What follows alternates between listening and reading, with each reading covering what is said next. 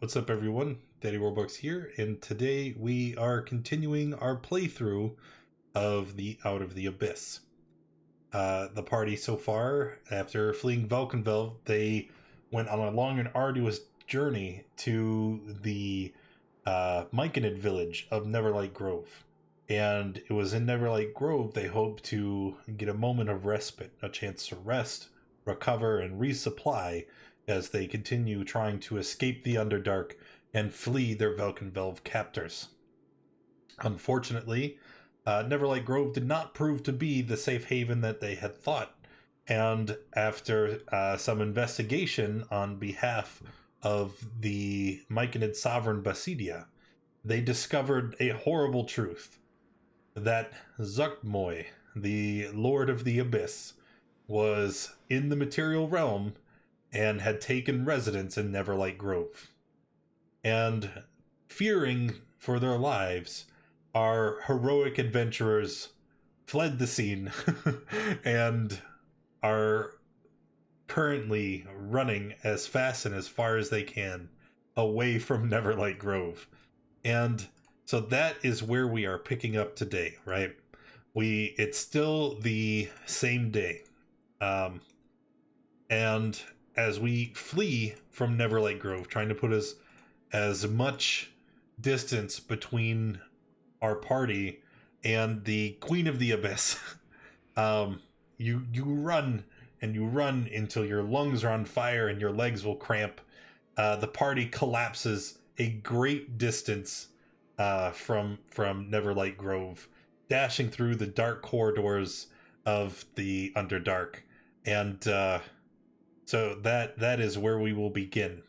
And as we take a moment to try and rest and recover and catch our breaths, there is a new question that the party is going to have to resolve.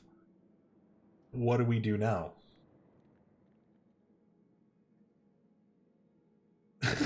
Keep hearing the word flee with goblin tactical genius. Yeah, advancing away sounds good. Yeah. Relocation. So, I guess wherever we stop, that will be where you guys can break and take a rest. But you have to make a decision.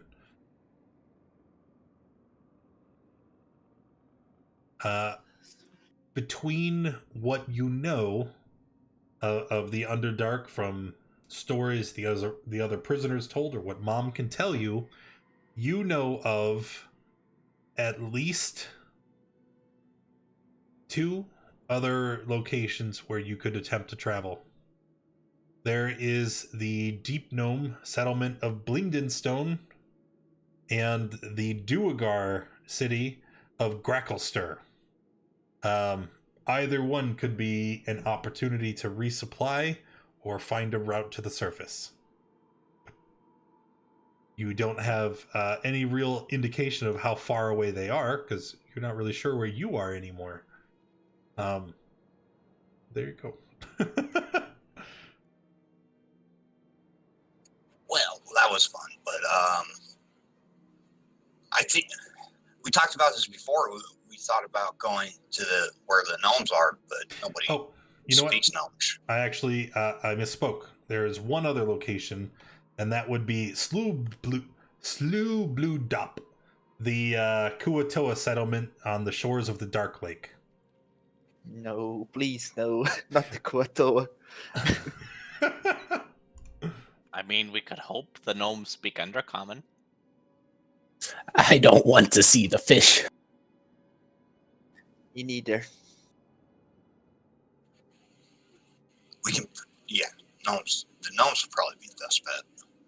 The gnomes might have merchants where I can get component pouch. And bags.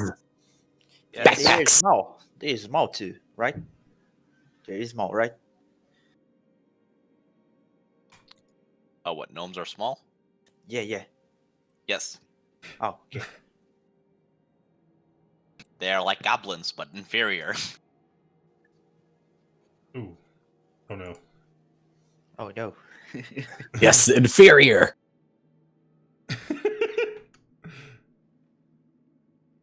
Right, so Blingden Stone. Yes. Yes, we would like to head to Blingden Stone. Okay, most excellent. So deciding on traveling to Blingden Stone, you guys can take a long rest if you haven't already. And then, as we are already so very familiar, traveling through the Underdark has a series of challenges.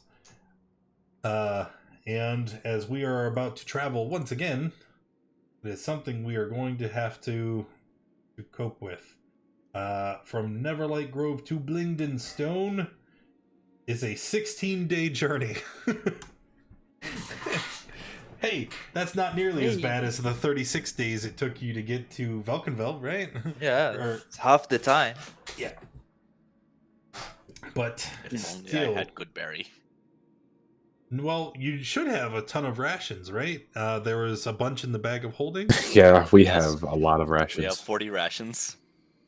Let's So see. what, divided by 6? That would be Like 6 6 days. days worth of food. And then, well, Yay. you also have a ranger. Yeah. Hopefully. Hopefully. Yeah. What does that mean? I mean, he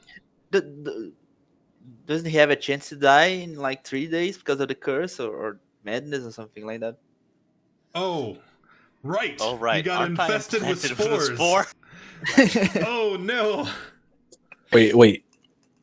I don't remember this. What? Mom's infested? Well, okay. Part of the encounters in Neverlight Grove was that Zarkmoy has been infecting and infesting the Myconids. And those that came in contact with the Myconids or melded with the Myconids had a chance to be infected with Zuckmai spores. And the big betentacled Myconid threw his spores all over the party, and those that failed, where is this handout? I will find it and I will link it again. Right there, Zuckmai spores. Okay, let me... Oh, it's not shared with the party. Let me share it with the party. Any flesh and blood creature in the cloud makes a save. On a successful save, you can't be infected and you're safe. On a fail, creature is infected with disease called the Spores of Zuckmoy, and also gains a random form of indefinite madness. Which... It was... Flash and Mother, right? I think it was Nux and Mother. No. I'm not. Flash is infected. Yeah, Flash and Mother. And what was your madness? I see an Both altar. had the same one. We were like convinced of something. Yeah, I'll copy paste it. Okay. It was whatever is very obviously not true, you're convinced is true. Oh, right. It turned you into Alex Jones. An altered version of reality with my mind convincing myself that things are true even in the face of overwhelming evidence. Right. So that's the first part, right? As long as you're infected, you get indefinite madness. The second part is that you repeat the save at the end of every 24 hours. You end the infection on a success. So one success, the infection is gone, you're free. On a fail, your body is slowly overtaken by fungal growths. And after 3 failures, you die and are reanimated as a spore servant.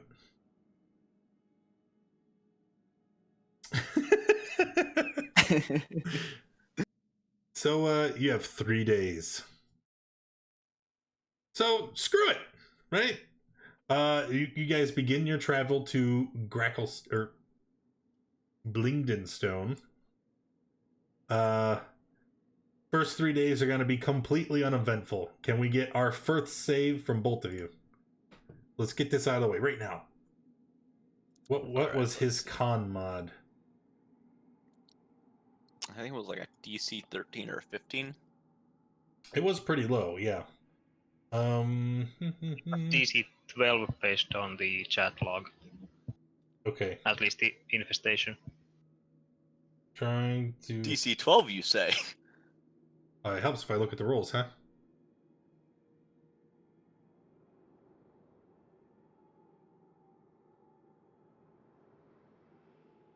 Of course. Sovereign safe. Of course it's not here. Where is it? Garden of Welcome. There it is. Yesterbrod.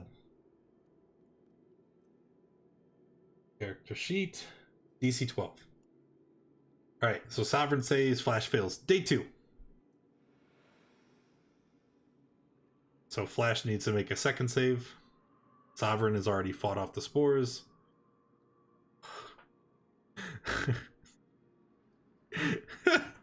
This is going well.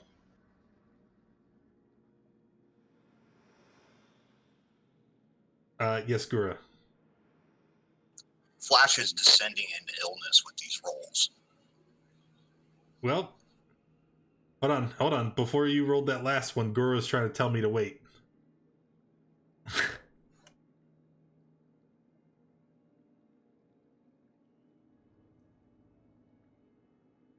Bring it on, baby. I'm Daddy Warbox.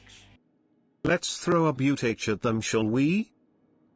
Well, we'll get back to that, JC. Yes, you can. Here's the. Okay, so Gura is trying to whisper me. I don't know why. He just doesn't say it out loud.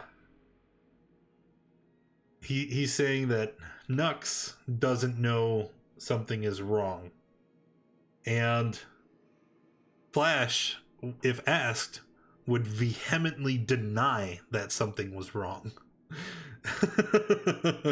Yeah. So if there is a way, actually, I don't think less arresto would help you here. I mean, it can cure a disease. Yes. Well, that's yep. It does say it is a disease, so that would certainly help you here. Yeah, I don't know if the infection could be visual or in any way. It says that the infected creature's body is slowly taken over by fungal growth. So yes. I don't know if you can see it.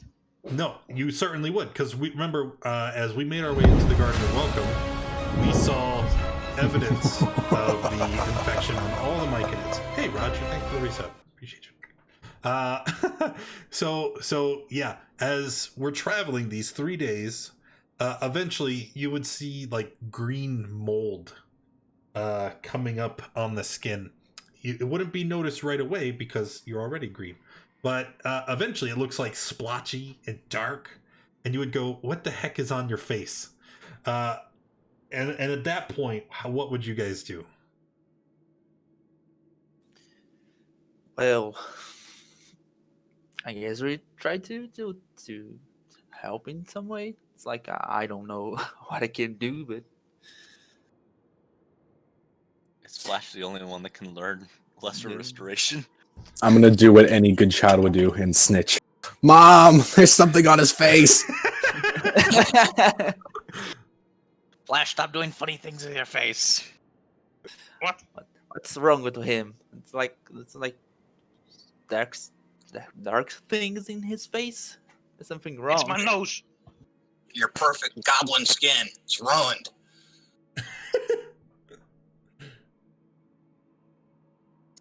You're not even yellow anymore. You're green. Is that an insult?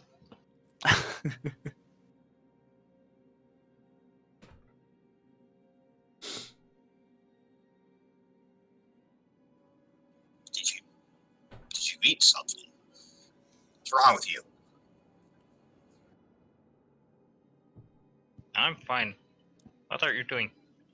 Well, I think we should just keep going unless somebody knows a way to fix this. Fix what? Your face. Don't worry about it, Flash. I told you, it's my nose. It's not just your nose. Everyone leave Flash alone. Unless you can fix it, shut up. I can't fix Why? it. because it's not fun. It's not a good thing to make fun of the dying. He's dying? He's dying. Why is he dying? He looks fine to me. I mean, most goblins don't turn splotchy green, so he's I probably don't want dying. Flash to die. What do you know about goblins? I don't know. I've known a bunch.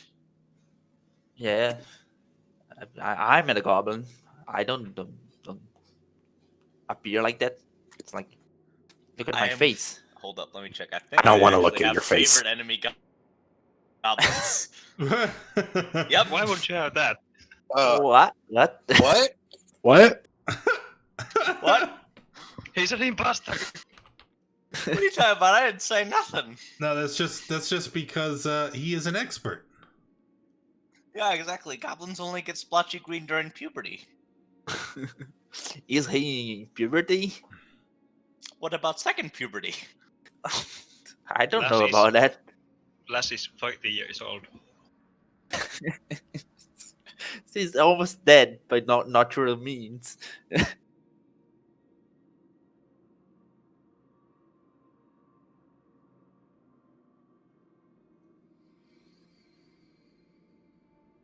So, The thing is, I don't know about the thing of my sword, so I can't help him unless the sword tells me.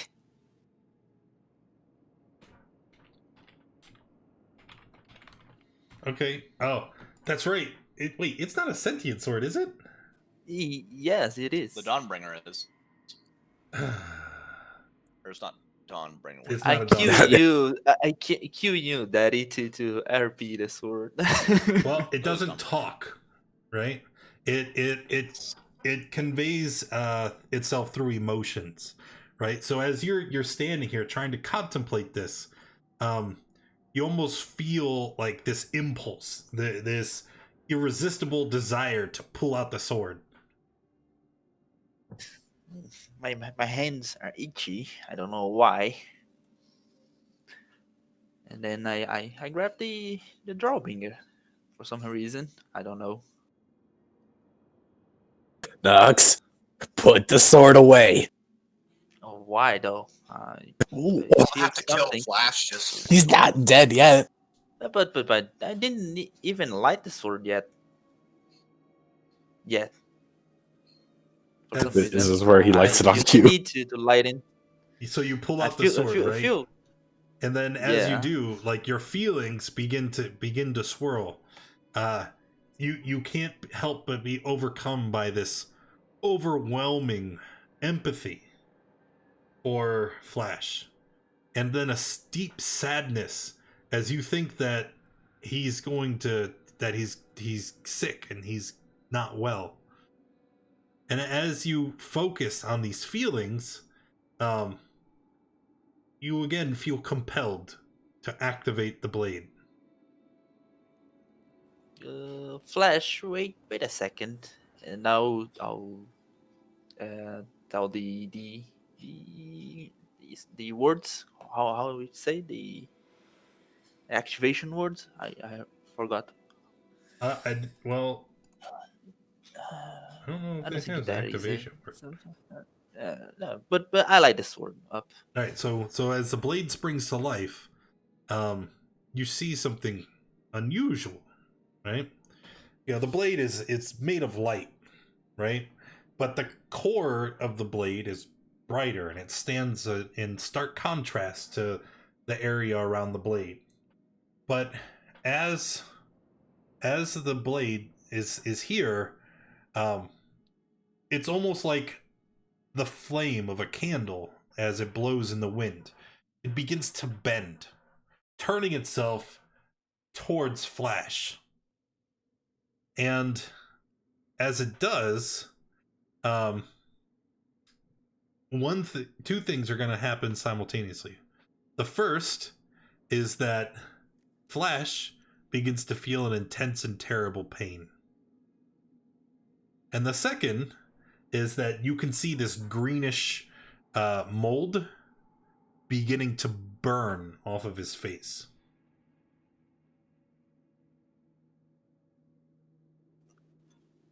Wait a second, I didn't intend to do that. Why is he burning? What are you doing to me? No, sorry. That's, ah. All right, and then after a moment, it's over just as quick as it began.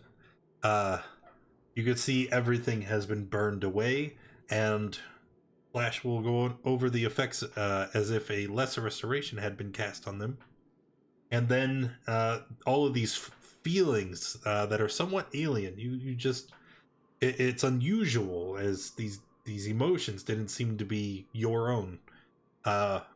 They subside, and you're left feeling like you always do, a little confused, and holding the sunblade out in front of you. That was strange. I don't know why I did that. To be honest, sorry, Flash.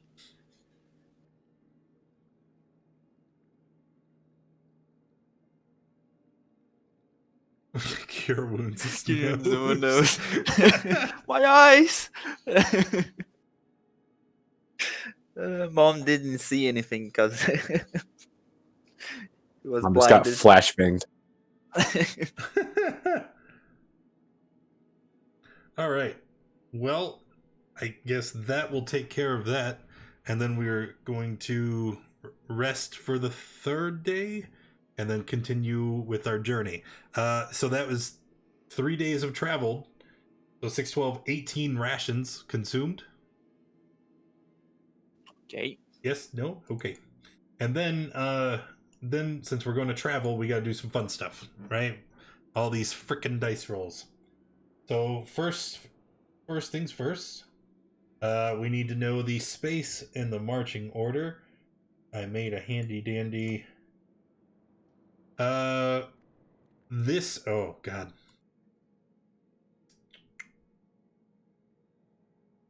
City shore, but nope. Okay. This encounter is going to happen in a narrow passageway, which means for the next encounter we are in the single file marching order. And let us go back to the front page, because remember we had our marching orders set here. So is this going to be correct? Durg in front, Oiled, Flash, Sovereign, Zeesrod, followed up with Nux in the back. This looks good, or at least for me. Yeah. Okay. Also remember, because it's been maybe 4 sessions or so since we were traveling again. Whenever we go through a narrow passage, that means our pursuit level increases by 1. We had spent some time in the safety of Neverlight Grove, but now that we are back out in the world, the threat of our drow captors is again upon us. So, it is going to be here. Let's just grab all those right now. And I'll take you over to no map at all. Don't worry about that. We're going to put you right here, because that's kind of... Alright, so the next thing is our light and illumination, right? And for this next encounter, the area is completely dark. There is no illumination, no fungi, no phasres. So in order... That ain't right. In order for you guys to see, you would need dark vision, which I believe that's the entire party. We're goblins and drow. So I guess that role is simply, there is no phasres. We don't have to worry about that. And then, finally, we're going to need some perception checks from everybody, which, because it's dimly lit, we're relying on our dark vision. These would be made with disadvantage.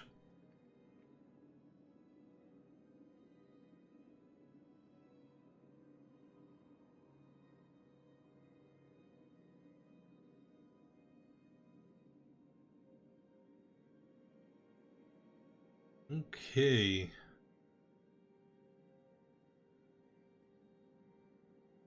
So Nux, from the back of the line, So you are going to spot it. Oh, and Durg in the front will as well. Everyone else is completely oblivious. As you guys are squeezing your way through this narrow corridor, right? You begin to hear something. You pick up on it. At first, it sounded like the trickling of water. And the perception disadvantage. So next roll a 5, and Durg needs to roll a second time. Sorry, guys. 10. Okay. Well, I rolled poop. Nope. It's still better than everybody else. Okay. You guys hear this trickling of water, right? And that's not unusual. I mean, you're underground. There's caverns and underground rivers and tresses, and water dripping from stalactites is not unusual. So you disregard it. Nothing out of the ordinary, right? Except, unfortunately, that is not... Hey, that's not a shape. That is not the case. And as you squeeze through this narrow corridor, which I'm going to say is this black box I will now put onto the map, you fail to notice the large creature hanging overhead. Oh. Until it is too late. You hear a sick, squelching noise as something large and slimy slithers down from the ceiling along the wall. And as you look in its direction, you're horrified to find that at the front of this thing is a gaping maw that's dripping with saliva, but it looks green in the color of mucus. And its entire body is covered with thousands of eyes. There are these huge pustules everywhere, and you can see them all moving independently, swirling around, blinking, looking for prey. And this is where we roll initiative. I regret to inform you, without noticing the Butach, the party is surprised.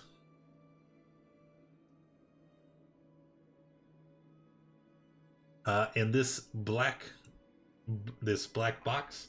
So this is our narrow hallway. We are walking single file until we get to the square at the end, at which point we would be able to exit into the larger corridor. Not that there's a ton of room there, but yeah, completely screwed. All right. Let us see. 1, 2, 3, 4, 5, 6. That is everyone. All right. So Sovereign, it looks like you are the first in the initiative order. You are surprised. Surprised. And then the Butach. So this thing starts to walking a little bit forward, and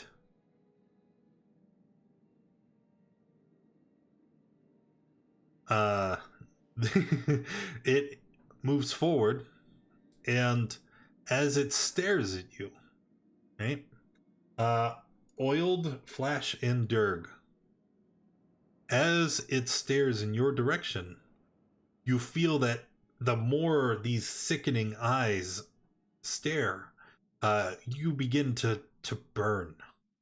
Not in the physical sense, like you don't catch on in fire, but your skin begins to tingle, and it begins to feel like an irredeemable pain as its immolating gaze works its magic.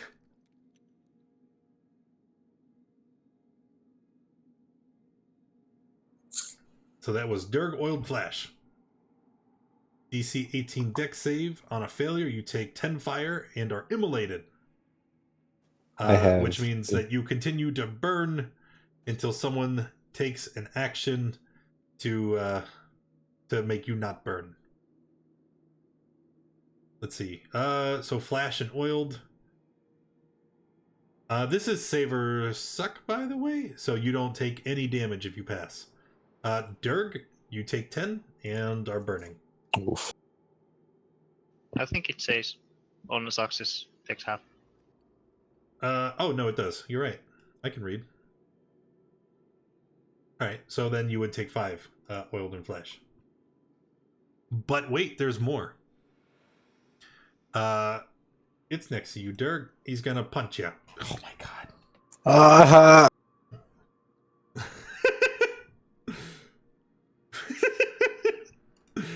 Oh, whoa! I haven't even raged yet, man. Come on. Sorry, I didn't do it. So that is that is 14 bludgeoning and 15 fire. Okay. 29? Yes. Yep, okay. Are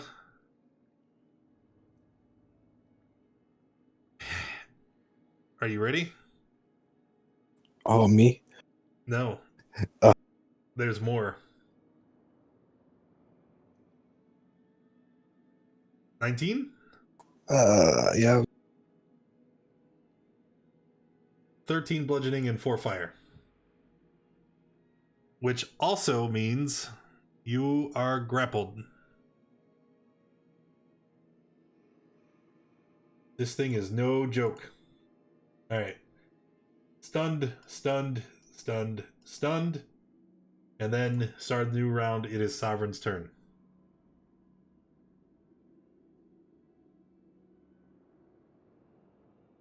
Let me quickly check a class feature. To make sure.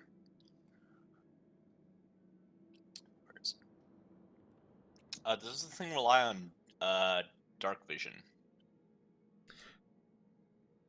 Does it rely on vision?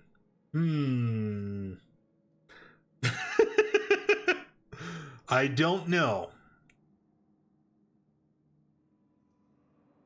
And I'm assuming this is technically my second turn in combat? Yes, it is your second turn. Okay. Because you were surprised. Is the Dawn... No, the Dawn Blade's not active. One shot.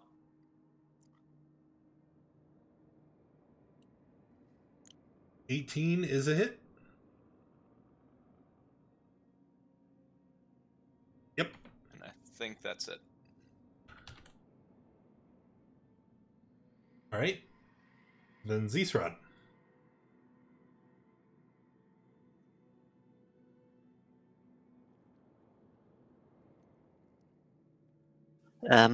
Yeah.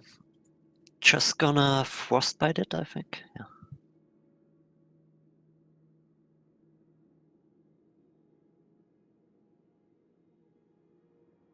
Yes. Okay, so con save. Oh. Oh. Oh. Oh. Oh. Are you finished? Yes. The Butach. This thing doesn't have the oozy bits about squeezing through spaces. That's a boo. Let's immolate all the ones in the back. Sovereign, Zeesrod, and Nux.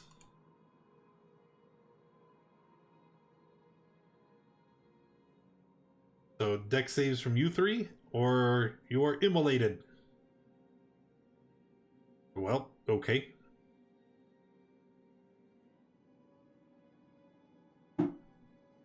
Five damage, right? Yep, 5 damage on a save. Sovereign takes 10. You don't have 29 hit points, right? Oh, wait. Negative con. I forgot. And Zeesrod is burning. And then, my reach is long. We're going to attack Oiled. Wow. Oh, Jesus. I'm sorry, guys. I didn't know my rolls were all going to be on fire tonight. So, On fire, like the party. right? Yeah. Not in a good sense. All right, and we'll leave it there, and we'll go to Flash. Just to interrupt real quick, I'd like to rebuke him. Oh, yes, of course. I will not roll the deck save, as you find the fire has no effect on the creature. Oh no! Well, that's funny. Yep, not good. Okay, so Flash. Let's give Dirk a healing word, because I don't think I can touch him. I mean, you could 10, 25. But that's not the place I'd like to be. Why not? That's a good place, right here. Just stand, you'll be fine. Okay, healing word on Dark, and I'll use my action to put the flames out on Sovereign. I think Okay. that was a possibility. Yep. Yeah. Dirk?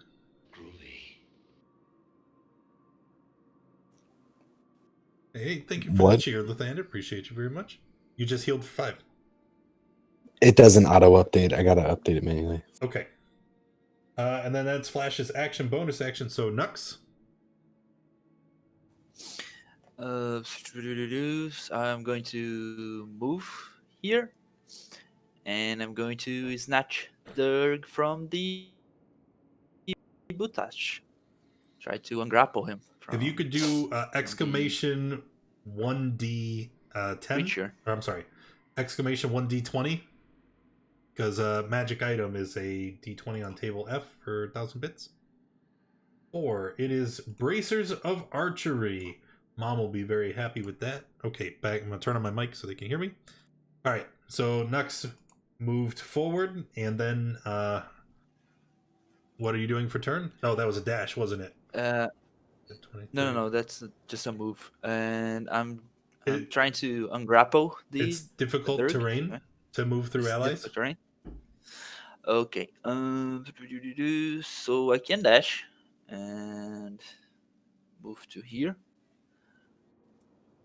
and I'm going to use my action surge and ungrapple Dirk. Okay, Dirk is no longer grappled. And that's my turn. I think you need to make a save.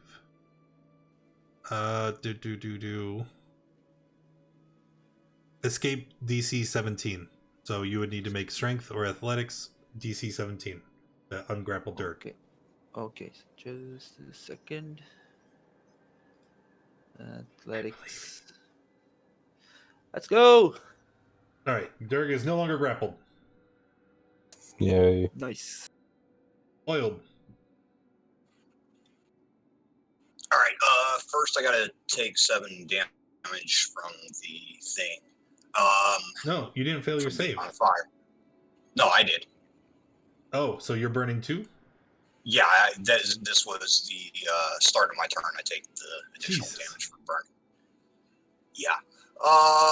So because I'm a goblin, I'm going to use my bonus action to nimble escape and start moving backwards if I can. So he says difficult terrain. Nimble escape just gives you the disengage action. I don't think it actually grants you movement. Oh, no, I understand that. It's because this is reach. I'm an idiot. You're good.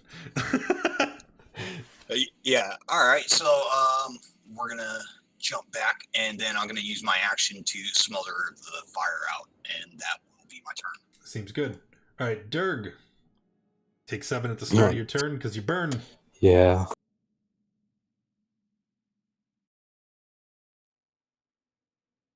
I don't. Oh, I'm gonna move up and then here, so at least get out of people's way. Because you said we could move out of that. Okay. Out of that front square, you can indeed. I don't even know if I want to. Also, this thing, since it is 2 sizes larger than you, because goblins are small, as it's larger than you are, I do believe you can move through its space unhindered. I can't quite recall the rules on creatures of sizes bigger than you, so that's just how we're going to run it for now, and then I'll check it later. I am going to rage, Yep. Oh boy, here it goes. and then I need to find my thing. Well, I appreciate that, Lathander. So 300, that is a nat 20 to Durg. Let me put that. Number 5. Okay, number 5 is whenever a creature hits you, you can roll a d6 and make them take that in force damage. Nice. Yeah, it's not bad. Then I'm going to attack him. Twice. And reckless. So reckless, 2 attacks, 14 misses, 26 hits. And then Fury the Small on him too. Ooh, and another 5. You got it. And that's it for me. Sovereign? Sovereign will action surge to put out the flames on Oiled. Will then cast Hunter's Mark on the Oiled's not Butash. burning anymore. Yeah, I'm already out. He put out his own flame. Okay.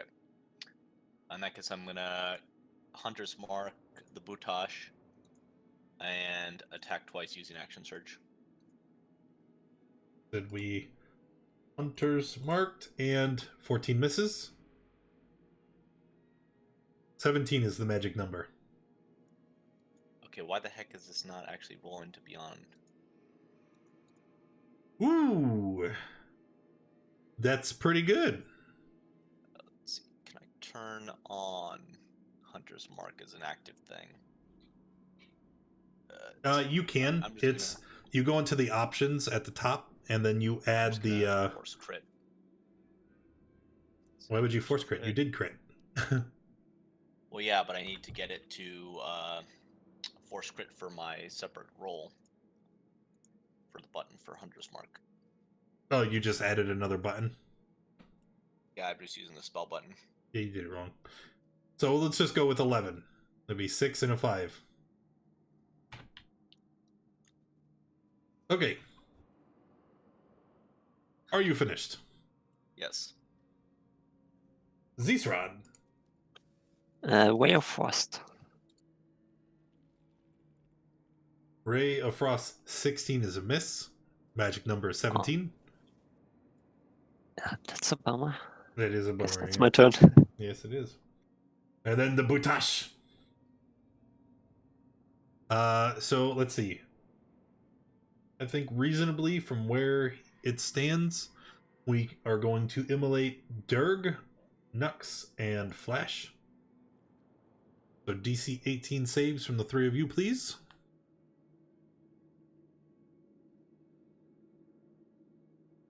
Oh.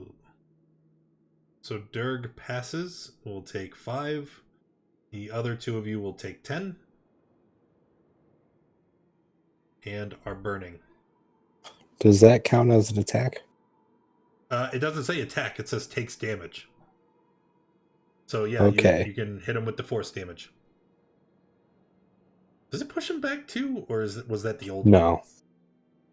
Yeah, that was the old one. Pushed him back too. All right. So 5.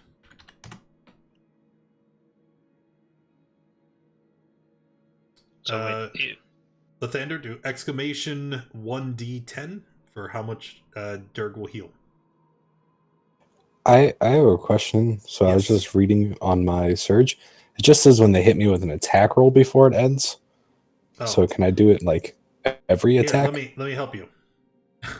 That'll miss Durg, and then we're gonna attack Nux. That I believe will hit for 21. 21. 21. And Durg, you are going to heal from 9. The gods witness your fight against this horrifying creature and have taken pity on you. Thank you. Thank you. And then so that is his turn. It goes to Flash.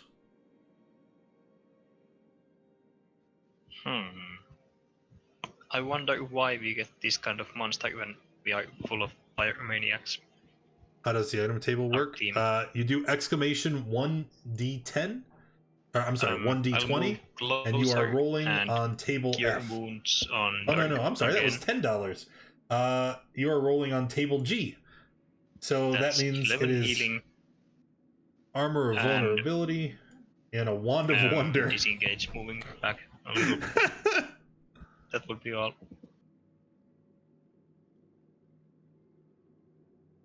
Okay. That works. Oh, they can't hear me. Okie dokie. Nux? Okay, I'll use my bonus action to second wind.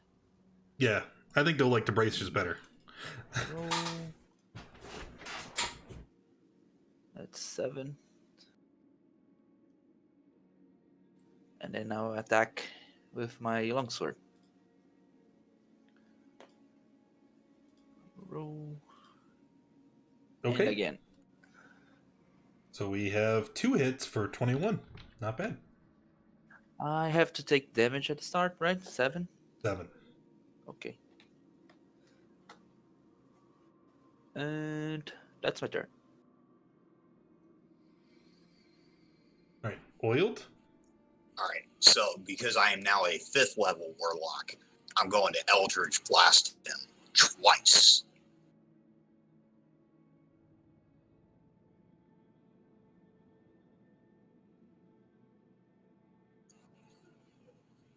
At least one of those hit. And in addition, I can also push him back 10 feet. So I'd like to do that.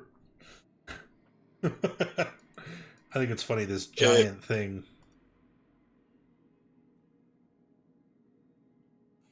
Yeah, it's pretty good. That'll do it for me this turn.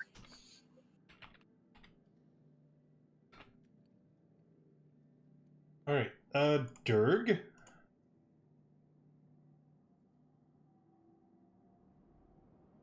I'm going to use my nat 20. Yep, I was wondering if you had noticed it down there.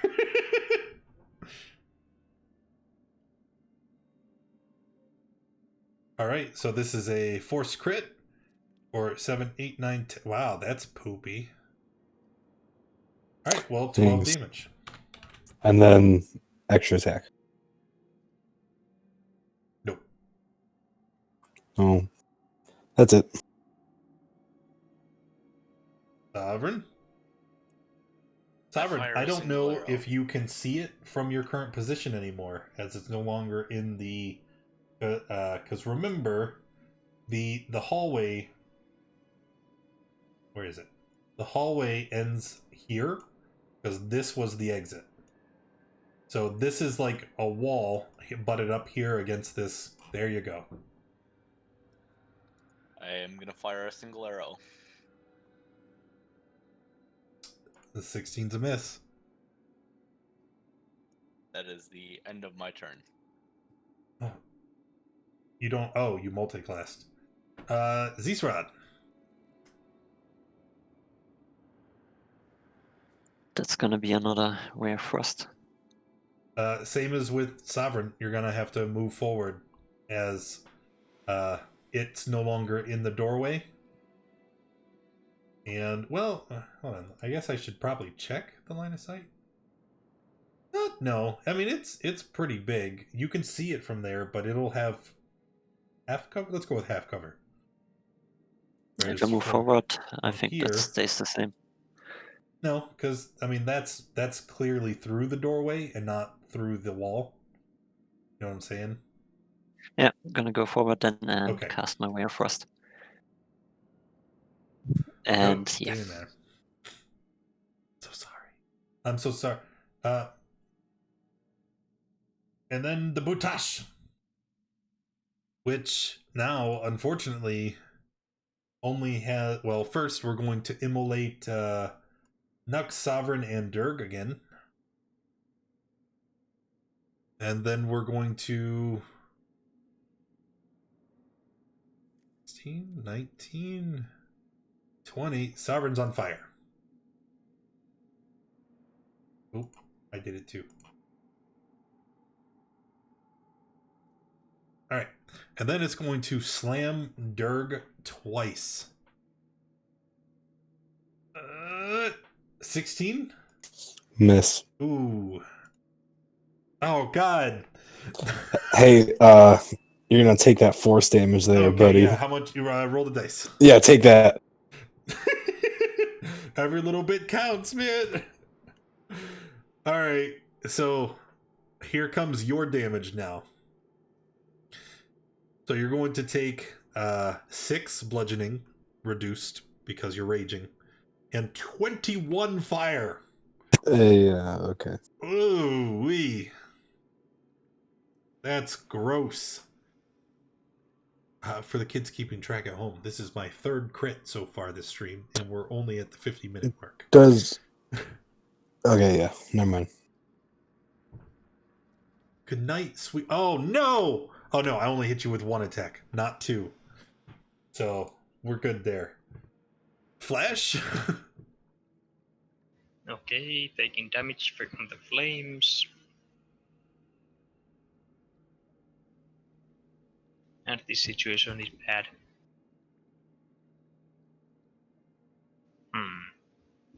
Am I able to? No.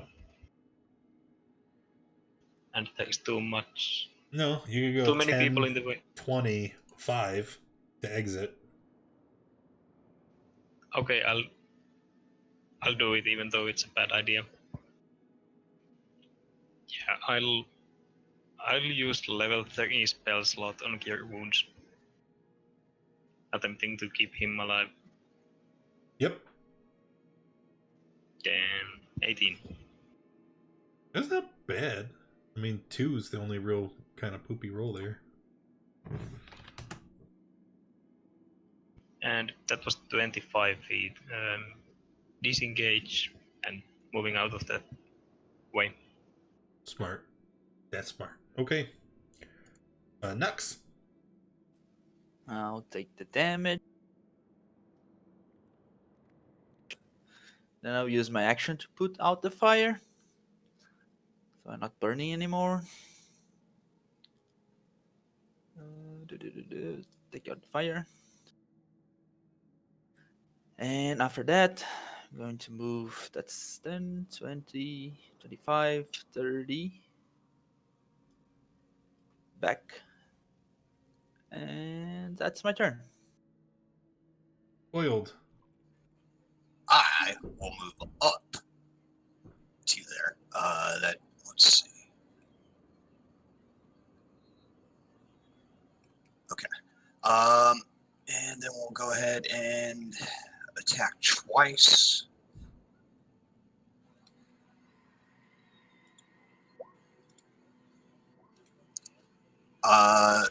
And I will put my Fury of the Small on that for the extra 3. Extra 5. It's equal to your level, right? Yeah. Yeah. Yeah, sorry. It's Fury of the Small, 5 extra damage. Thank you, Rescuer. Appreciate that. And that'll do it for me. All right, Durg. Durg. Okay. Yep. Keep running forward. Are you going to And- rage? Yeah, sure. We'll probably get a rest sometime soon. Hopefully. Hopefully.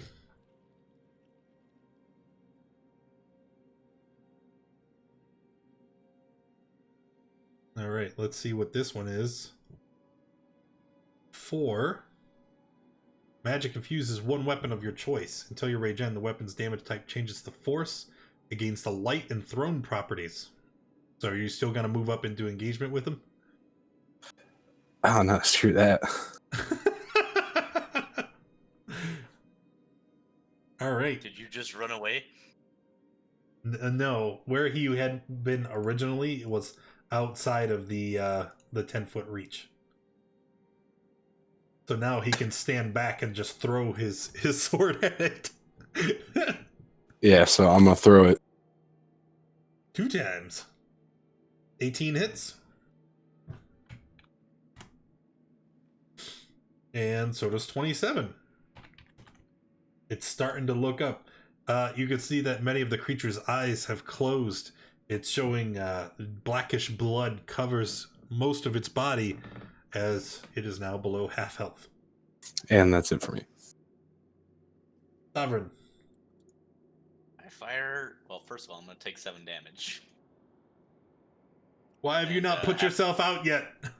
That's because it hasn't been my turn yet. I'm going to put myself out instead of shooting. Ah, yes, I knew that's what you meant. That'll be, well, let's see. No, I don't think I can run back through them.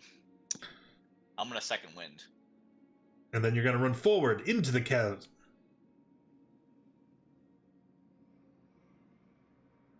Okay, second wind, movement if he's got it, and then Zeesrod? Move further out. Oh, can I move there? That's a cliff.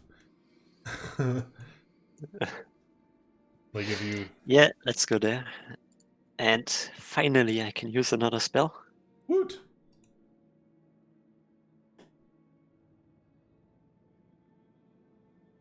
Oh no!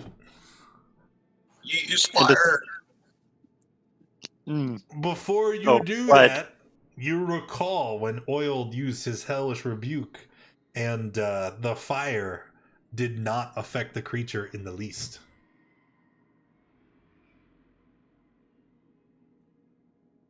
Mm-hmm. Still doing the Scorcher?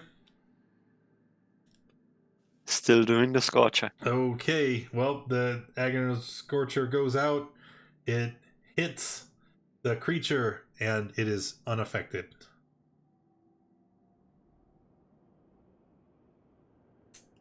The boot touch.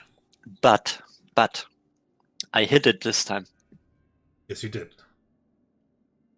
That's an improvement. That's the spirit. All right. So the boot touch. As always, it is going to do its immolating gaze at Yucca. Zeesrod, Flash, and Durg.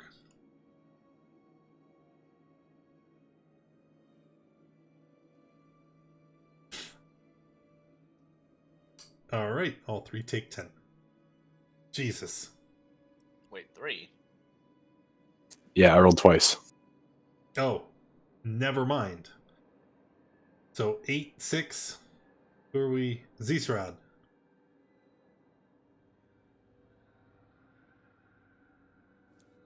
Hmm. 1 second, I need to find. There it is. Hey, he passed. So Zeesrod takes 5, Durg and Flash take 10.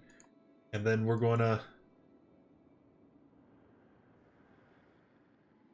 slither up a little closer. Durg misses. Durg is a hit for 5 bludgeoning and 5 fire. And then it will be Flash's turn. And I'm down because of the flames. No. I'm also down. Wait, no, you're not. Your token. I got shows down from his attack. Yeah. After the attack, I calculated you at like 3. I guess it wouldn't matter. At the beginning of your turn, you'd burn. Nux. Okay, Nux going to move forward. And I'll attack with my longsword after I use my fighting spirit. So I have Aha. advantage. So One whole row. Nice. I'll add my Fear of the Small to that, so extra 5 damage. And second attack. 16 miss. Yep. Okay. And have 5. And that's my turn. Oiled. All right, tense moment. Goblet's going down, so we'll move up and get in here too. And I'll tap twice.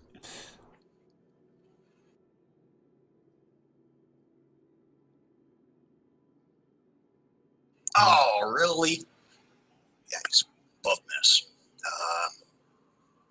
That's going to have to be it for me. Okay, Dirk is down. Do I take the fire? Yeah.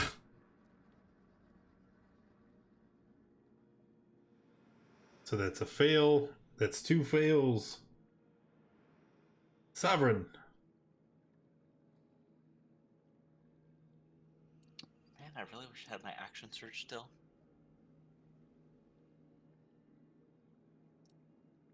Mother pulls up potion and shoves it in Nux's face. You get 4d4 plus 4 hit points.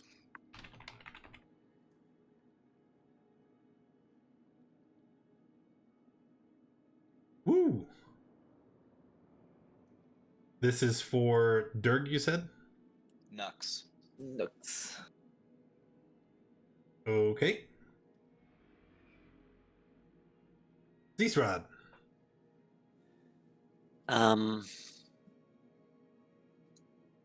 Gonna do my, what's the special called that I dodge opportunity attacks? Boarding flare? No, the nimble No. escape. Nimble escape The to here. goblin thing. Yeah, and attempt to stabilize Flash. Flash is still on fire. I'm gonna put out the fire. Yeah. Yeah, so I mean, even if you had stabilized him, he'd just take damage at the start of his turn. Okay. And we go to the Butash. So the Butash is so hurt and distraught at this point that it begins taking its tentacles and it starts flailing all around, slamming into the ground, trying to finish off all the goblins. I need everybody to make a dex save, please. If you are unconscious, you obviously fail.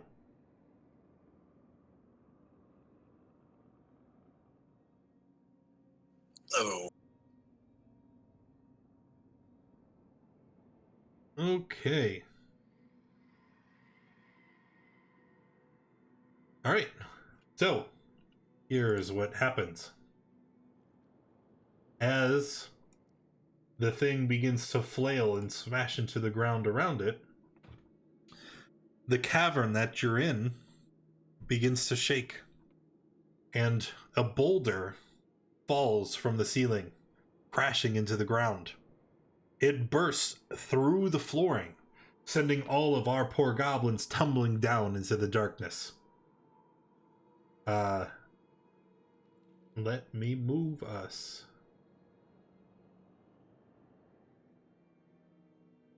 You're not quite sure how far you fall, but when you finally arrive at the bottom, it is with a very abrupt stop. You go crashing down into the floor of this new location. The ones that pass their save, you land prone, but you are going to take... Sovereign, why does it show you have 9 max hit points? You land prone, and you are going to take 11 damage. The ones who are already unconscious, you're still unconscious, but you are currently stable, but you're bleeding quite profusely. So, okay, cool. Yeah, Twitch gods can't kill the party. But so you fall, you hit your head pretty hard. And so those of you that are awake after all of that, I think maybe Durg survives.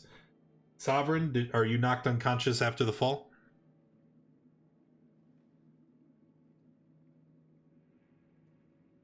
I have 1 hit point left. You have 1 hit point. Okay. And how about you, Zisrod? Are you conscious?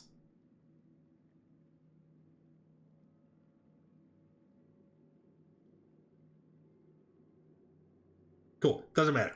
So you guys land, right? It's dark. You can't really tell where you are. But what you can see is that there is something strange. Unlike the caverns and corridors of the Underdark where you have been before, the area you find yourself in is very dark, but the walls are they've been cobbled and cut from stone. You can see you're in some kind of underground structure, and your perception is very limited as you find yourself in this 10-foot wide corridor, and on either side of the hall you can see collapsed rubble and stone. As you try to gain some perception of your surroundings, you can see that there is an entranceway that leads off to the north just ahead of you, but choosing not to explore this corridor while most of the party is unconscious, you remain where you are. And there's also one other thing that you notice. It seems the air is stale, right? And it's perceptibly thin. When you take in a breath, you can feel your lungs pooling, having to work harder to gain air for your body.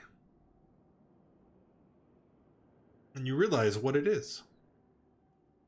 You are all now entombed. You've fallen into some structure, and the breathable oxygen is limited. Oh no. Oh yes. We have, so let's see. It says the location has, it helps if I know how to math, 160 hours of breathable air for one creature. And there are more than one creature here. There are 6 of us. We have 26 hours. We have 1 day to recover from our wounds and to try and escape from this new location before the entire party suffocates and dies.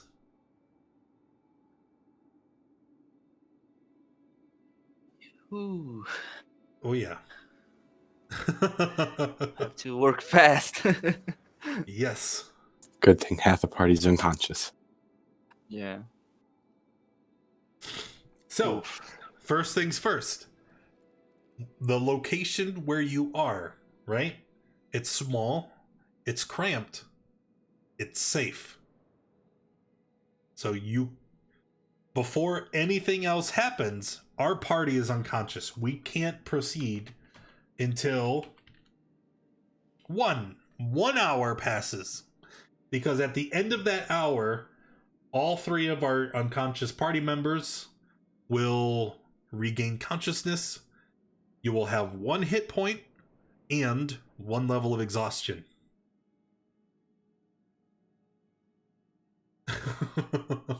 Then I suggest we take 1 more hour to take a short rest. A short and rest? then proceed. Yes. Short rest. It's up to you guys if you want to take the short rest or the long. I mean, we have 26 hours. Like, no, we have 25. Okay. Counting down. Well, then it'll be 24, and that's 1 perfect day. Okay. Yeah. take the short rest. Is that what we're all agreeing on? That's fine with me. Okay, so short rest. If you have abilities that recover on a short, you regain those. And feel free to roll hit dice until you are satisfied. And it looks like we have one more. 7 hit points in addition to whatever you roll for oiled. Sweet. There has regained a total of 0 hit points.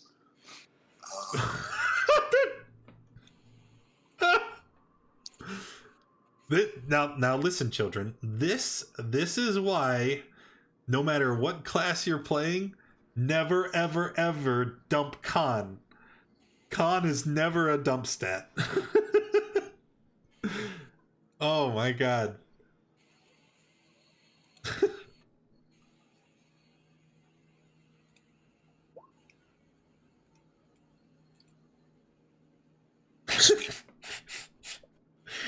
We gotta get you like a what is it, amulet of health that sets your con to 19. Maybe. Yeah, for real. Oh man. Well, I mean, you're level 5. You have 30 hit points. Like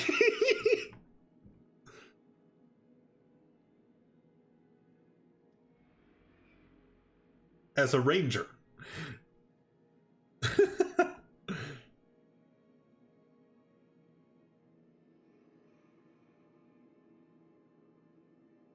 All right, has everybody rolled their hit dice and recovered? Yeah, I'm good. Yes. Yeah. Okay. Well, then you may proceed whenever you are ready.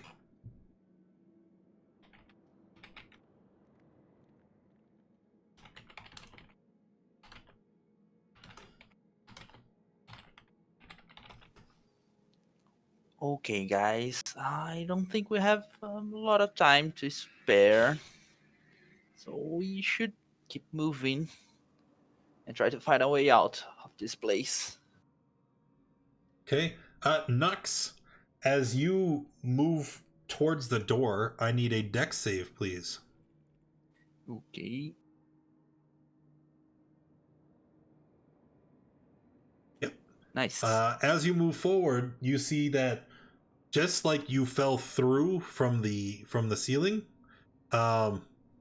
the entire area here is unstable, and falling debris from the ceiling collides with you. You will take 5 bludgeoning damage, and you are knocked prone.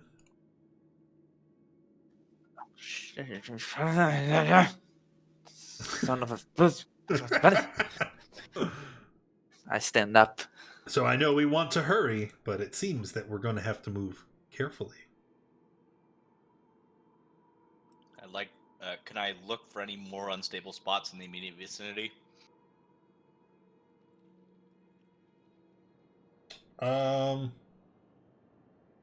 Yes. Go ahead and make a perception check.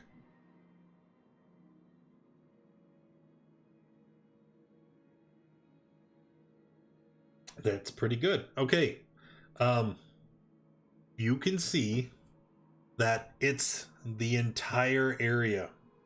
All of the ceiling is very weak, and any of it can fall at any time. Oh boy. Oh boy. Can I put my shield over me to protect me? I mean you can, like, it's attached to your arm, but you could always just hold it up there and try to. Yeah. Mother pulls a hard hat out of the bag of holding. I don't think that's in there, no. Darn. I'll move a little bit more. You're okay. If you trigger a falling rock, I will let you know. Okay. All right. You work your way through the first of the corridors, and you find yourselves at an intersection. It branches Okay. off to the east and to the west. No, you're okay. Oh, well, I see something liquid to the left. Can Mother examine the crossroads to see if there's any like animal tracks? No tracks. Not at all. Okay. The only thing that's present in these corridors is like the sediment from the crushed stone that has fallen from the ceiling, bits of broken rock and rubble, and that's really it. And as you look in either direction, because both of you again have dark vision, and you can clearly see what looks like in the area to the right is rough rock. In the area to your left looks like finished stone. But in both areas, you can see what looks like dark, dripping water.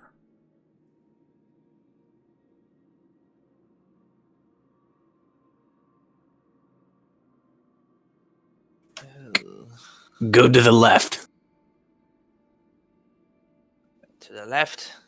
And moving. Let me go in the front, Mom.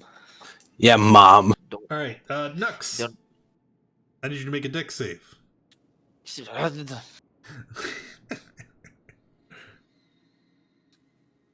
All right. So you hear the rumbling as the ceiling begins to fall. You step out of the way, which is great. But then something unusual. As you move to avoid the falling rock, and who is behind? Sovereign. Whoa.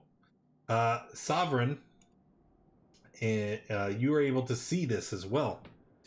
That grayish area on the wall where this dripping was, you see it looks like the wall forms this round, smooth tendril, and it lashes out and tries to strike Nux. Oh, God. Jesus Christ. That's the third one, hasn't it? Fourth crit today, boys. So Damn. take 13 bludgeoning and 10 acid damage. And Nux, is your armor magical? I don't remember. Let me see. I don't believe it is. No. Breastplate? No, it's not. So as this tendril punches you, when it retreats, right, the tendril is just kind of floating in the air, almost like a snake ready to strike. But as it retreats, you can see a bubbling residue left on your breastplate, and there's a small stream of smoke as the acid burns. Your armor has a -1 penalty to its AC, and I need everyone to roll initiative.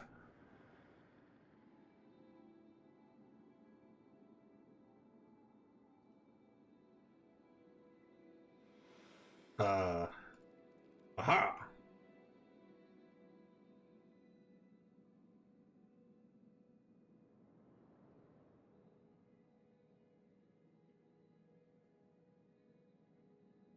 Let's move you over here.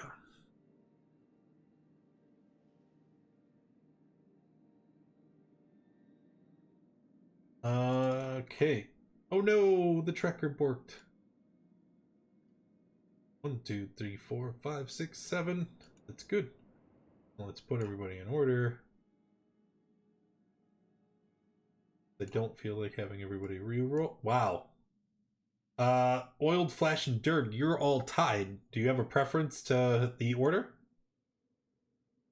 I'll go last, since I'm behind. Dirk can go before me. There you go. I'll go in the middle. Heck yeah. All right. So then, Zestrad, you are first. From your vantage point, you weren't able to see what exactly had happened. You only saw the after effects. The rocks fall. This gray, tentacle came out and smack Nux real good like. And what would you like to do? Do I see the creature? From where No, you do not. You saw that it would be around the corner. Oof. I guess my options are kind of limited then. Run into the No. room. That's what wizards do, right?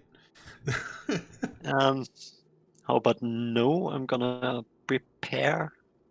I'm gonna prepare an attack, spell attack, cast Frostbite if I happen to see whatever attack Nux. Okay. And then Nux. You little piece of use. Ugh. I'm gonna attack. First, I'll use my fighting spirit. And I'll attack the use 2 times with my longsword. Yes. So wait before you roll the next attack. That is definitely a hit, right? Mm-hmm. See? However, after you stab into the creature and you remove your sword, that bubbling ooze is left behind, and you can see your sword beginning to smoke and corrode. It has a -1 penalty. To damage, right? Okay, then I'll go and attack again because I'm blinded with rage. 14 is also a hit. So now your sword has a -2, and the gray ooze perishes. Little piece of. Why these things keep happening to me? Because you don't listen to wait. Mother. Okay, well, hold on. We're still in initiative, fellas. Nux, as you move forward, I hate to be the one to inform you, but the second gray ooze, hidden in that gray pile there, lashes out with its held action.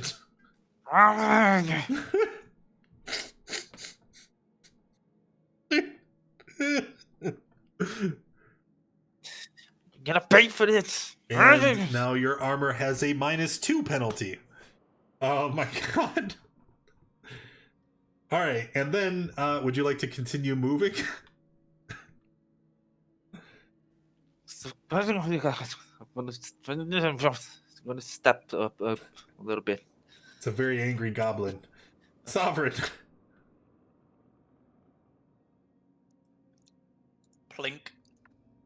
That is a hit. And your ammunition is destroyed.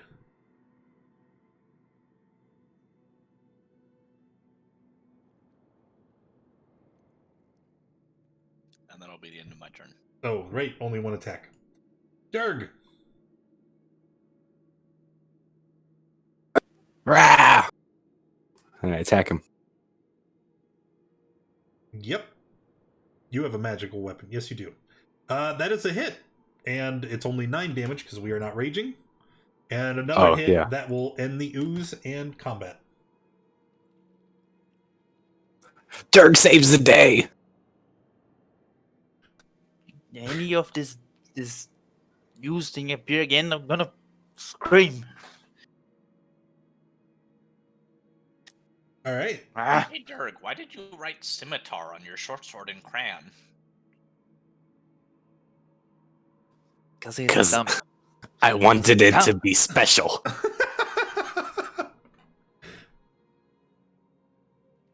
But it's not even spelled right. Brilliant. I'm gonna take the chance and use my what's the name?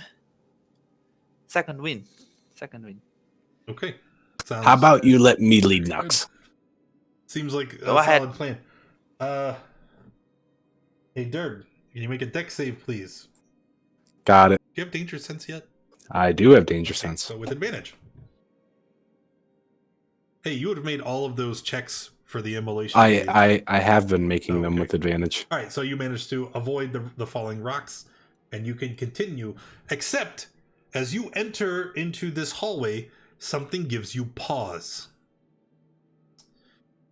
As you look forward, you can see the skeletal remains of a drow, along with a metal mace with a dark head and a scattering of coins.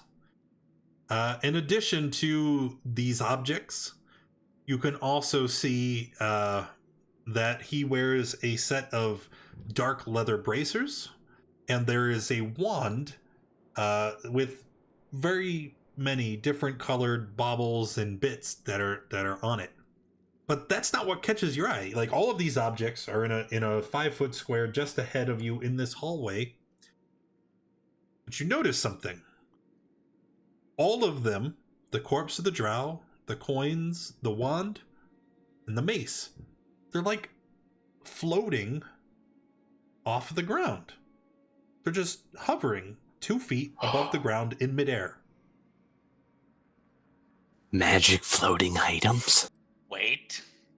Go ahead, Dirk. Don't. Grab the items. Don't touch. Grab the items. Mother wants to see if Mother can put together the pieces here and figure out what this is. No, you just want to take my stuff like you always do. Go ahead, Dirk. Go All right, outside. Dirk. You know what? You'll learn the hard way. Wait, now I don't want to.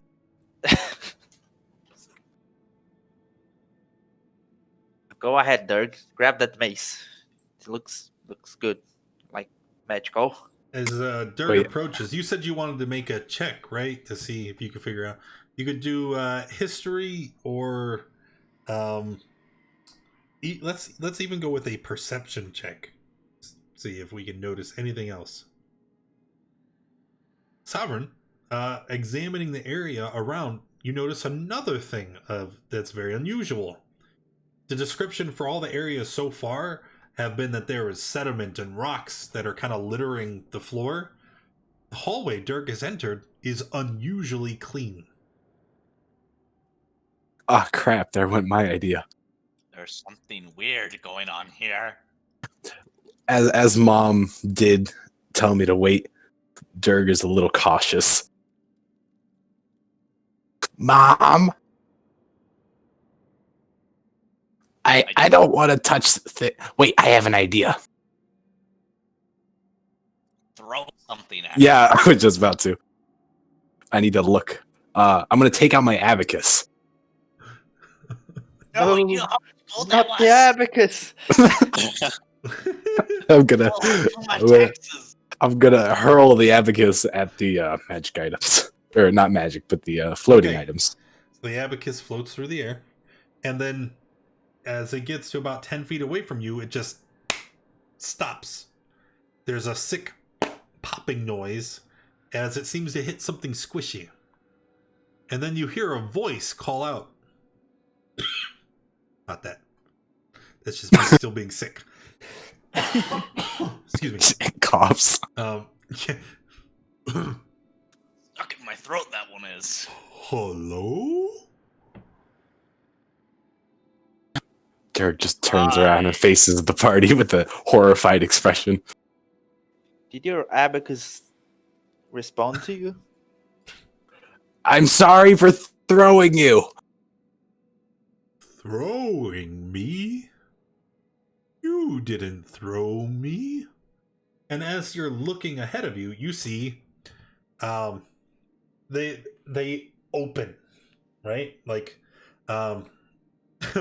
like just materializing in the air in front of you, 10 feet ahead.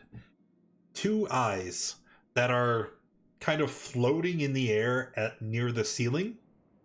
And they're oddly placed. Like, one is directly behind the other, but they open up and they kind of spin in their place and they look at you. You didn't throw me. Wait, What's going on up there? Dirk's brain can't handle what's going on. what's happening? Who is talking? I thought it was the abacus. Get out of here, you two. Let me look. No! The abacus is cursed! Maybe you should lick it to see if it's magical. Oh, that doesn't look good. Oh! What have you done now? I lost my abacus. What is happening? I am Glabagool. I do not know if that is my name, but I happen to like the way it sounds. So I have named myself Glabagool. Glabagoo. It's nice to meet you. I'm gonna straight up towards it. I'm gonna. I said straight up towards it. Yeah, it just kind of it moves a little bit, not really changing its position, but it just kind of shudders. And when it does, you can see that it's what you thought was an empty space is actually full. This creature is 10 feet wide, and it goes from the floor to the ceiling, and when it stands still, it's practically invisible. But when it moves, it looks like a translucent jelly. And it just kind of bounces in its place. All of the items inside of it, the corpse, the mace, the eyeballs, kind of bounce up and down as you approach. Oh. Where's my abacus? You see the eyeballs kind of turn to look down inside of itself, and you can see your abacus is now floating inside of it with all of its other objects. Sorry. Are those things stuck in you? Can I have them? Have you want these? Yes. And I can give them to you. We will call it a gesture of goodwill. I have been so terribly lonely. And if I give you these things, will you tell me a story? Ooh. Wanna hear a story? Ooh, yes. You can come with us. Can I keep him? Come with you? Oh, I'm afraid there's no way out of here. No way out? What are you talking about? There has to be an exit somewhere. There's a huge hole in the ceiling, like back there. Well, no. There, as the rocks fall, it's sealed shut. But I've looked all around. I wandered these halls aimlessly ever since I woke up here, and I have never found a way out. I'm terribly bored. Can I have the stuff, though, if I tell you a story? Uh-huh. And you see it kind of shudders, right? Everything inside of it, including its floating eyeballs, just kind of vibrates imperceptibly, and you hear his voice. Oh? Oh? Oh? Oh, Jew! And it sneezes, and as it does, everything inside just rockets out, just and lands in the space next to Dirk.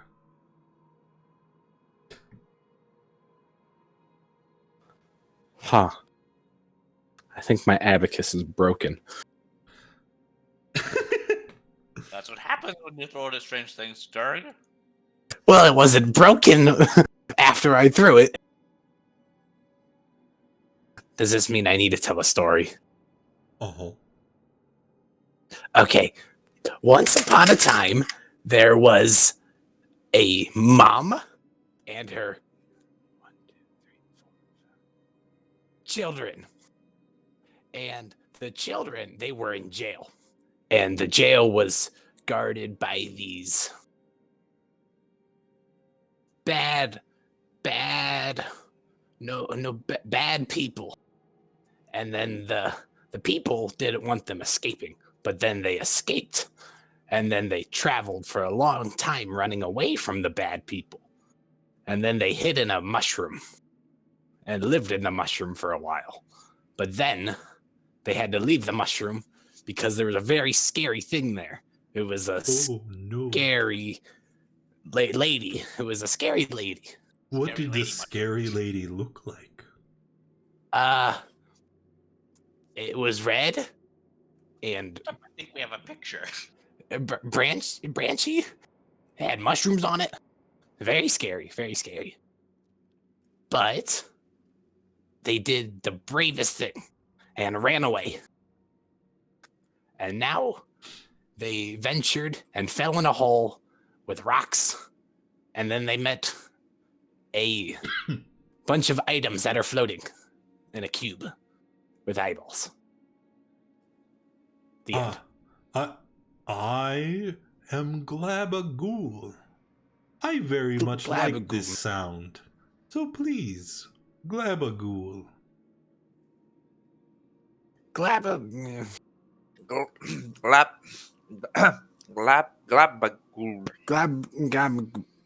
Gabagook. Glabagool.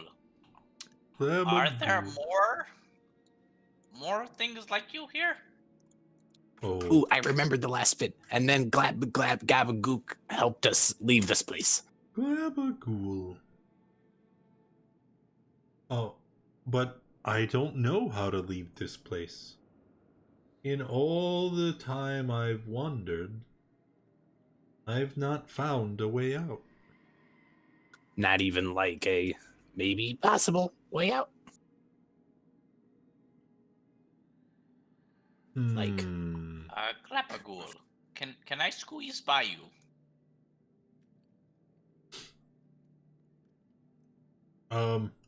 Sure.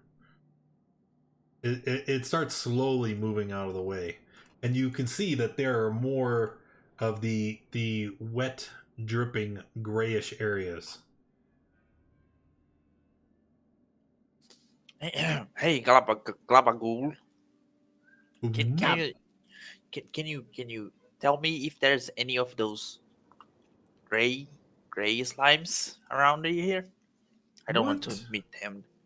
What is a slime?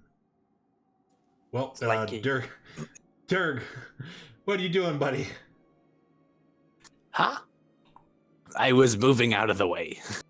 Yes, but you're standing on the wet, dripping, gray area. Oh, my bad.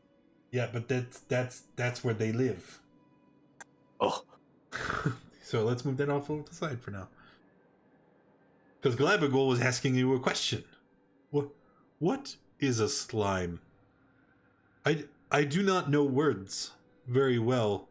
Although I know some words. I'm not real sure how, actually.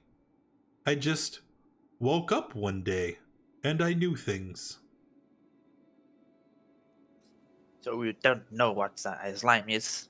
It's kind of hard to describe what it what moves slime its gelatinous body and kind of leans over to get a good, better look at you. What is a slime? Like a squishy thing that you. What? He's a slime? Is he a slime? Yeah, he's like you know, like poke him. Oh, that is not a good idea. Oh. Because as you poke Glabagool, you get a faint burning sensation in your finger as you realized Glabagool is somewhat acidic. Ah! And Derek runs away. You dumb Derek. Hide behind mom. Oh, why did he run? He doesn't always. He's a scaredy cat. I am not. He hurt me. I Told you you learn things the hard way. Glabagool hurts? What is hurt? No, none of you demonstrate. Dirk lowers his sword. It's like it's like this, and I kick the Derg in the butt. Oh, you got it now. I want to tackle Nux. There's just silently face palming in the corner. Me and Derg will be rolling around in the ground for a minute or two. 5 minutes later, one of them is unconscious. Surely there must be a way out of here, unless you would like to watch these two for the rest of the time. I would like Sovereign. Are you moving into the? Are you moving into the gray area? Are you? Yes. Are you? Yes. Gotta do something productive. Are you? Look, if I get killed, that lets me get out of here, right? Death is an escape of some sort. Okie dokie. Roll initiative. What? There's oozes all through this area, especially where you see the wet gray patches. I thought I had telegraphed it very clearly. But I can't walk through Glabagool.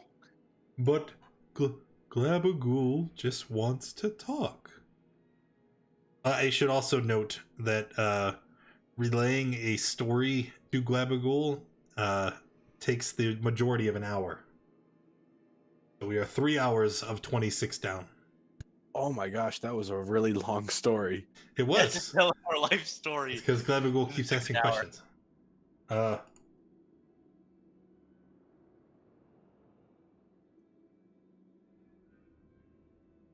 All right, there we go. Nux, it is your turn. You're gonna give Derg a last punch and stand up. That's a good plan, yeah. And that's my turn. Okay. Sovereign. Now you see, I don't actually carry a close range weapon. Did you just pick up a mace? Sure. Literally, no. Glabagool disgorged the items. Mother will begin picking up the items and examining them. I have to very quickly add a mace. Alright. Darn it, it's not light. Well, you're gonna see the most amazing display of martial prowess you've ever seen. Oh yeah, let's see it. I think I would physically be better off punching. Oh yeah, do that. Well, I don't think I hit, do I? no, you do not. No. I swing again. Can you? Oh, first turn I'm a in dread combat. ambusher. 10 is a hit. Which one are you attacking? Top or bottom? Bottom. All right. As the mace hits, you see that the ooze clings to it, but it doesn't sizzle and burn like the other objects, keying you into its magical nature. Alright, that's the end of my turn. Flash. Okay, let's toll the dead the same ooze.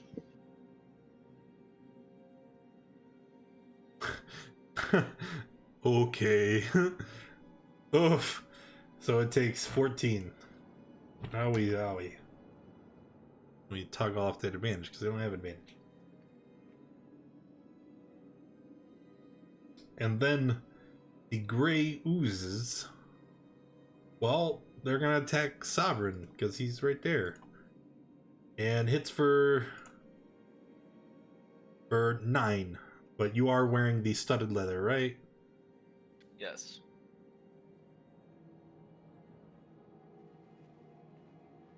Mother begins to Zephyr Strike action dash plus action surge dash to aggro every monster. Why would you do that? Zisrod.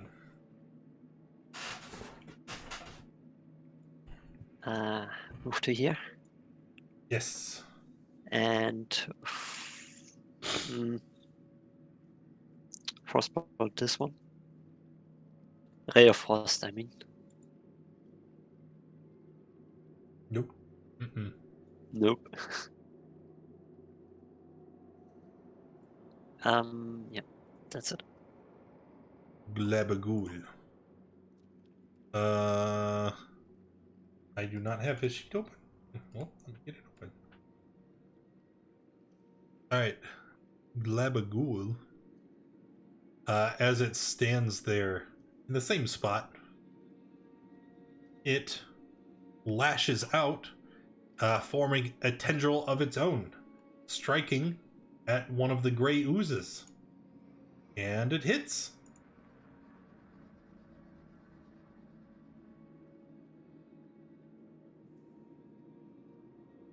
Why? And as it does, you hear his low voice. Why hurt my friends? Oiled. Well, I'm assuming he's talking about us, not them. So I'll continue attacking the gray oozes. The wounded one is Yep. the one I'm going for. Both will hit, killing the one on the bottom, and then striking the one at the top.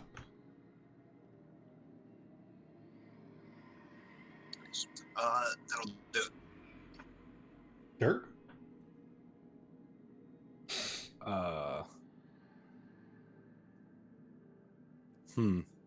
You said it was clean in this room, wasn't it? Yep. Oh, wait, I just got a new weapon. I'm gonna take my Dragon Slayer short sword, and I'm just gonna start chucking it. Chucking it? Yes, I'm gonna throw the Dragon Slayer long sword. It's a long sword, not a short sword. So you're gonna throw it at the gray ooze. Yeah. At which point it needs to travel through Glabagool's space, right?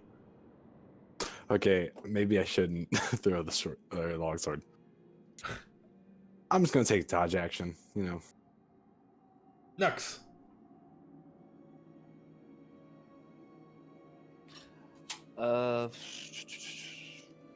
I can't go anywhere. So I guess I'll just help Dirk if he needs me. Give a Help him help action. dodge. Yeah. Sovereign. Bonk. Hit. Yeah. I haven't hit for 0 damage yet. Flash. Okay, so there's the other ooze, and I guess it just took damage, so Tolten it again. Yep. Fails. Let's see the roll. It's dead. And the end of combat.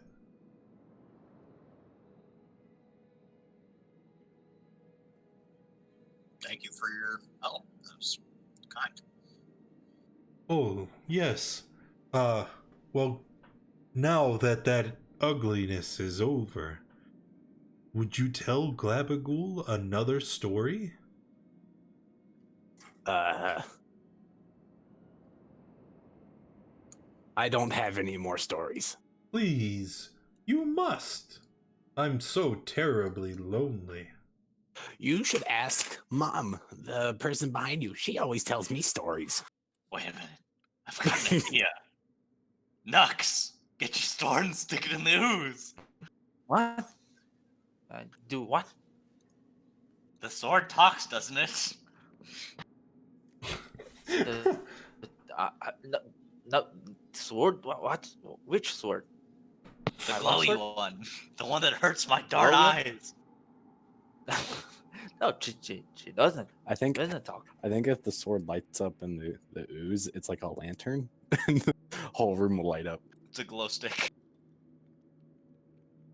I mean, she makes me feel strange. It makes me feel strange, but she no it Can doesn't talk. you tell me about the sword? I'd love to hear these stories. Well, I don't know much about the sword. It's like we just found it inside the tomb. And it glows, and it's like Ooh. has something like strange about it, but Strange. I don't know much.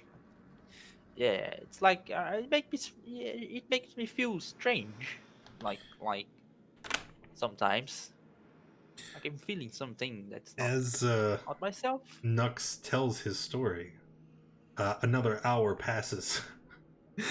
You guys can take a short rest as we're simply standing here doing nothing too intense. The other objects of note were the bracers and the wand, which I have already described. Are you identifying? Do we have someone that can identify? Theoretically, if you have diamond. Ah, Pearl. I thought we had it. I thought we purchased diamond at some point. Pearl. Or I Oh, must be mistaken. Wait, yes, I did actually. I can. Yep.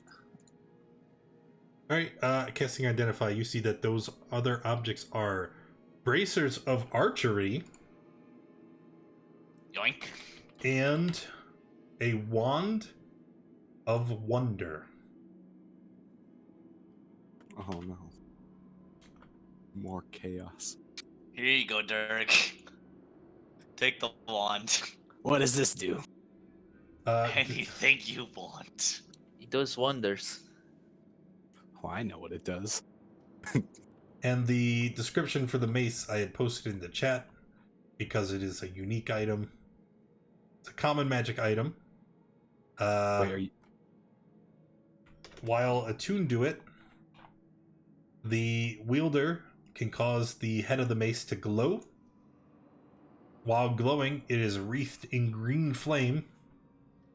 The mace gives off light as bright as a torch, and it deals 1 extra fire damage on a hit. Wait, did you actually give the wand of wonder to me? Yeah. Oh no. But you can't use it. It requires spellcasting. Oh, does it?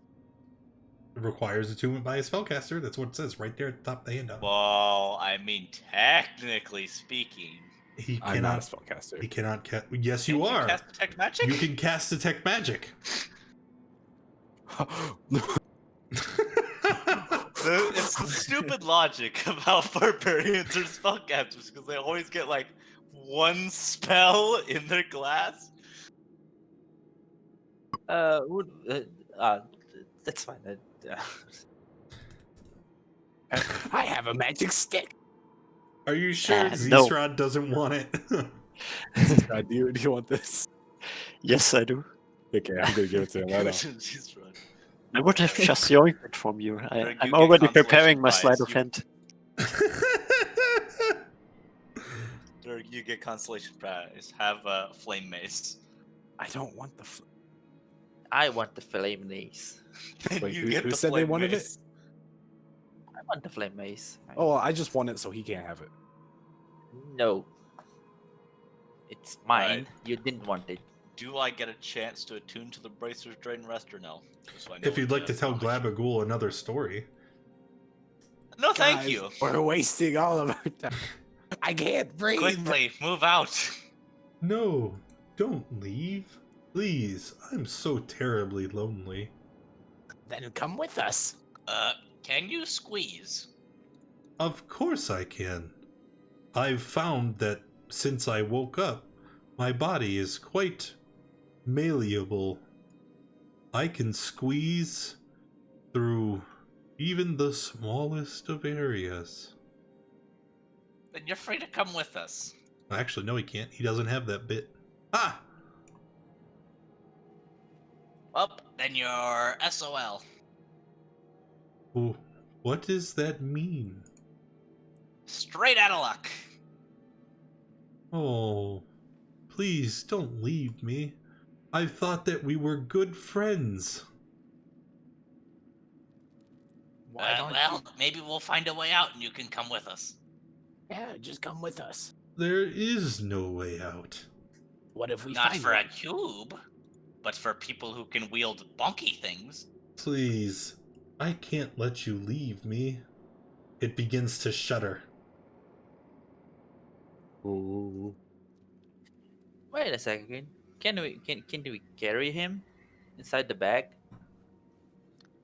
No, Yeah. He is bigger than the things bag. have to be able to fit through the mouth of the bag in order to enter the If bag we had of a holding. portable hole, maybe, but We not. can squeeze him inside the bag. But he doesn't have the amorphous trait. No. No. I He's a can gelatinous waste a cube. spell. So he says he takes up his entire space. I can waste a spell slot and turn him into gas for an hour. Turn him into gas, shovel him into the bag.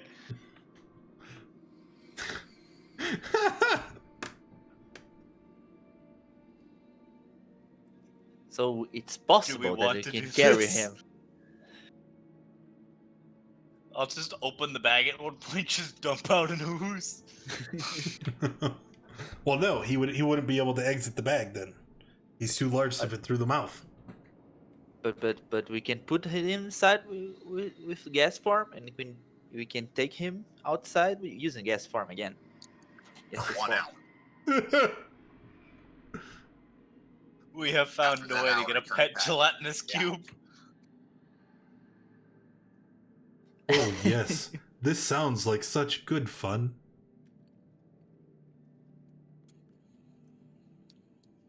Oh, screw it, let's do it. Okay. Wait. Let's take first the things that he can like corrode from inside the bag. We don't want Wait, our. can he corrode him? Corrode stuff? I mean, He's acidic. acidic. Oh, If yes. we have But our he didn't- food he inside didn't the bag. harm the mace or the other things, so I'm assuming All he the can't harm things that magic. were inside of him, weird, were magical. Magical items are supremely resistant to normal wear and tear and magical effect. Wait, who has the bag of holding? Let's see. I Yeah, do. wait, that's a good question. Okay. I was gonna say, give me the stuff. I have a normal backpack. Yeah, I also have a backpack. Yeah, well, you Oh, know, I have gifted you with too many backpacks. I mean, we've just been stealing them. Fun fact, I don't think we can fit him. I think he is more than 64 cubic feet. How If dare we you? stuff him in the bag ruptures and he'll get thrown into the astral plane. Oh no! Wait, Is he bigger than that? He Let's is see, he's he's 10 10 by 10, foot so he's at 10 by by least 10 foot. 100 square feet. Oh Yes. yeah. I had already realized this, but it wouldn't have met. He would have been fine until the gaseous form wore off, and then your bag would have You literally ruptured. just seen the bag explode. Oh no! But at least he would have a little bit of fun in the astral plane. Until he gets eaten by whatever the heck they are. Dreadnoughts. No, All right, so the- maybe we just tell him we'll find a way out. And once we have it, we can come back and bring him. But until then, no, We shall return for you the mighty can't Club of leave me. Please, I'm so lonely.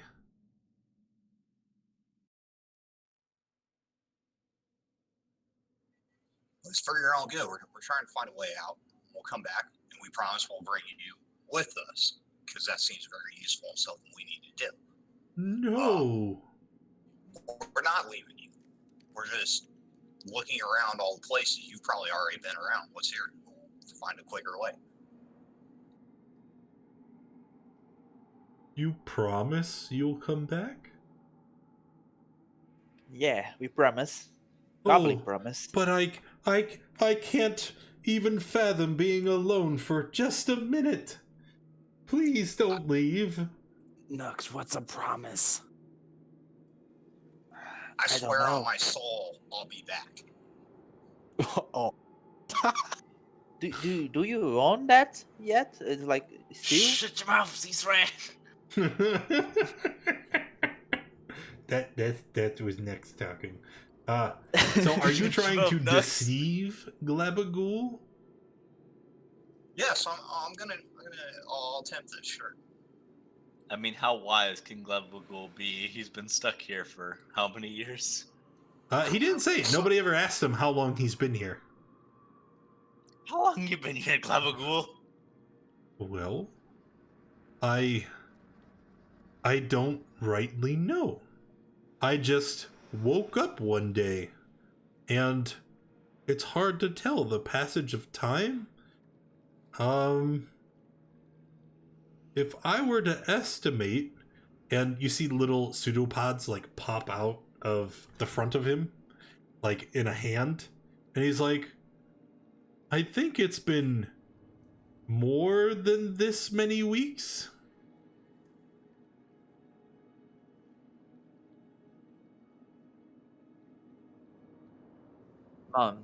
Count that. I can't count. wait, maybe we should. Hey, Glabagool, Yes. why was there a person inside of you? Oh, this was another friend. He fell through the ceiling. And he came, but he was very mean. He didn't want to tell me stories.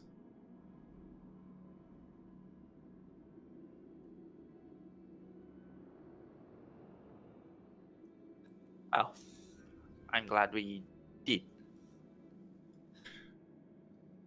Wait, where are you going, friend?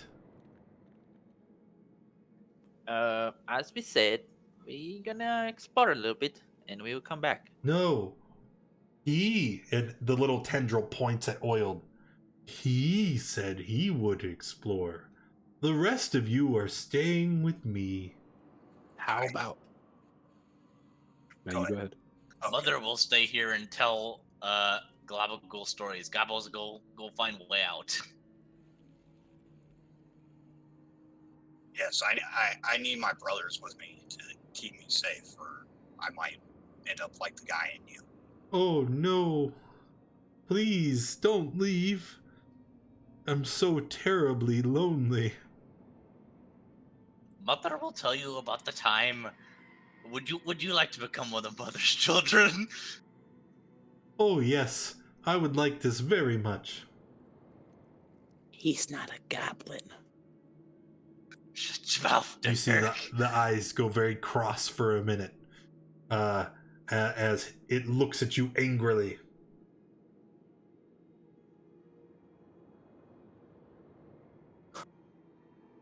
Uh-oh. That's just it. It shoots you an angry glance, and then the eyes swirl around back inside its gelatinous frame to look at Sovereign. You'll wait right here with me, Glabagul. I'll tell you a story about all your brothers and sisters while they go, look around and get used to our new home.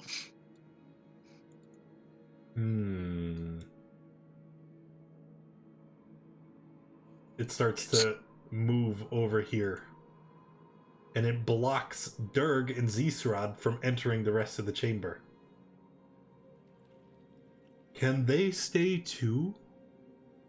Oh, now that we are brothers, we should all stay together.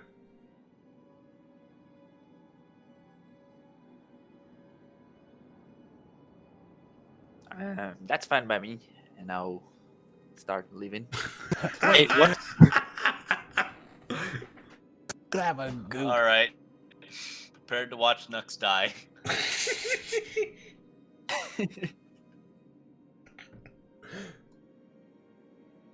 Can you move? Dirk, I've got an idea. Hand me the abacus.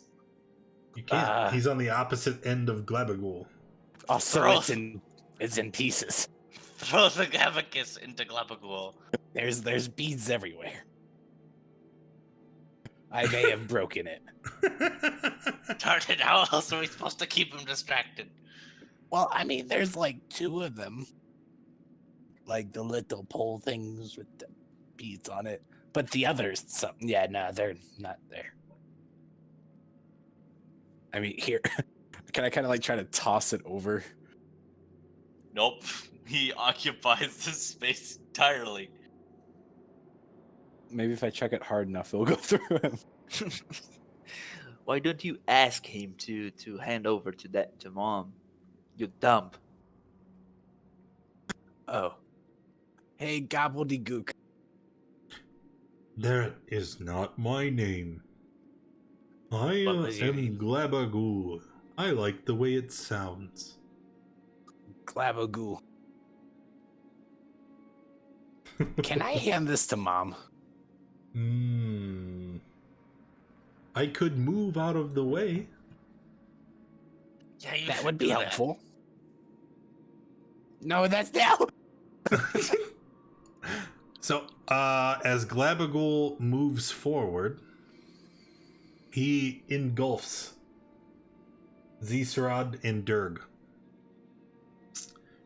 I will need you guys to make dex saves, please. Does danger sense apply to this? Yes? Well, that's a pass. You gotta be. So, Zisrad, you're able to move yourself back down the hall and out of the way. Whereas Durg is now inside Glabagul. Your skin begins to burn as the acid engulfs you. You are restrained and you are suffocating. Oh, great. I'm losing more air. And so Glabagul seems not to notice, however. He simply moves, and then the eyes swirl to look at Sovereign. Is this good? Am I out of the way? I imagine it's just muffled screaming, like you see bubbles.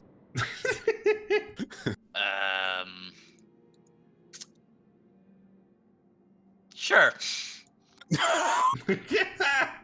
No! Could you kindly deposit Durg over here? Oh. Could you do that spit out thing you did earlier with him, but in this puddle? What is a Durg? The green thing inside you. You see the eyeballs turn 360, and then they tilt down to look inside its belly again. You go, oh. And then again, choo, as it deposits Durg in the hallway. Did I take damage? You took 10 acid when you were engulfed.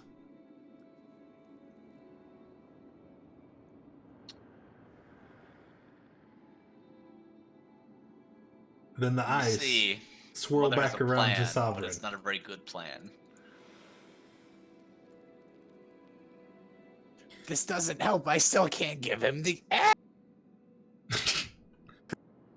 Derek is very We frustrated. are Mother just wasting shouts, a great deal of quickly, time. everyone, out of this room and check other tunnels. Alright, so you guys are going to continue forward? Yes. We're gonna split the party. Oh, most excellent. Hooray! That's the good idea. Alright, so let's I'm focus the on healer. while those where did Dirk go? Oh, there he is. While those 3 move forward to continue exploring, I'm gonna assume the other 3 are going to placate Glabagul with more stories. Oh no! No, I assumed they were gonna run back towards that other tunnel we ignored. Oh no. No, please don't leave. I am terribly lonely. We'll be back. Won't take long. You promised. Yeah, we promised we'd be back. We have to go somewhere first. Oh. All right, so the party at the top. Moving forward into the next room, you can Yes. see several more large patches of gray, wet stone. Don't touch them. Yeah, let's try to evade the Jinx. Hold up. stones, the water, and then This won't save me. But Well, yeah, that doesn't. Mother would like to try and sneak past the ooze. Sure, you're hidden from sight. That's what I figured you were gonna say. right, and I try to not touch the water on this side, Cling to the wall and go around the corner. on around the corner. Okay.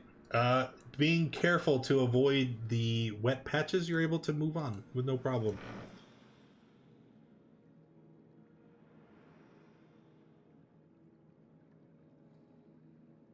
I wonder how Dirk's doing. Let's check in down there. So you guys, you walk away from Glabogul, who is now very distraught because you guys have went against your word and left him.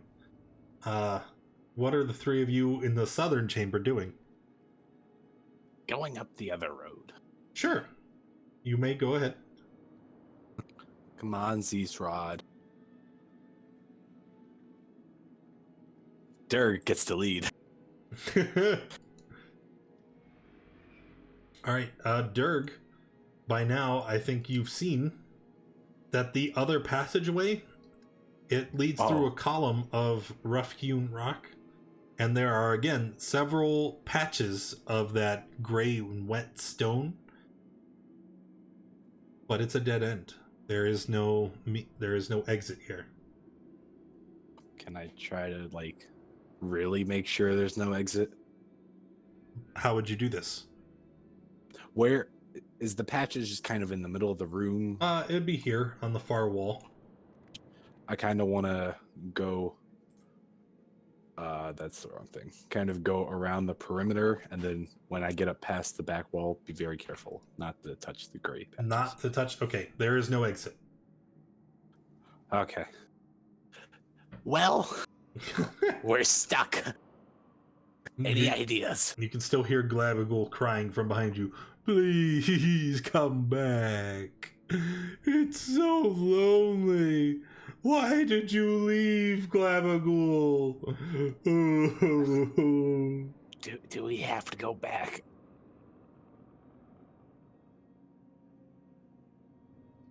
Alright, next, let's keep moving. All right, top party. So as you round the corner, you see another small hall. And you can see there are several passages here. There are, in the western side of the chamber, it's divided into 4 hallways with heavy flagstones. The walls were carved and worn with faded reliefs. These reliefs show strange swirling shapes that could be waves, tentacles, or some combination thereof. And you find them vaguely reminiscent of the ooze creatures that you've seen throughout the floor so far. If only we had sending stones.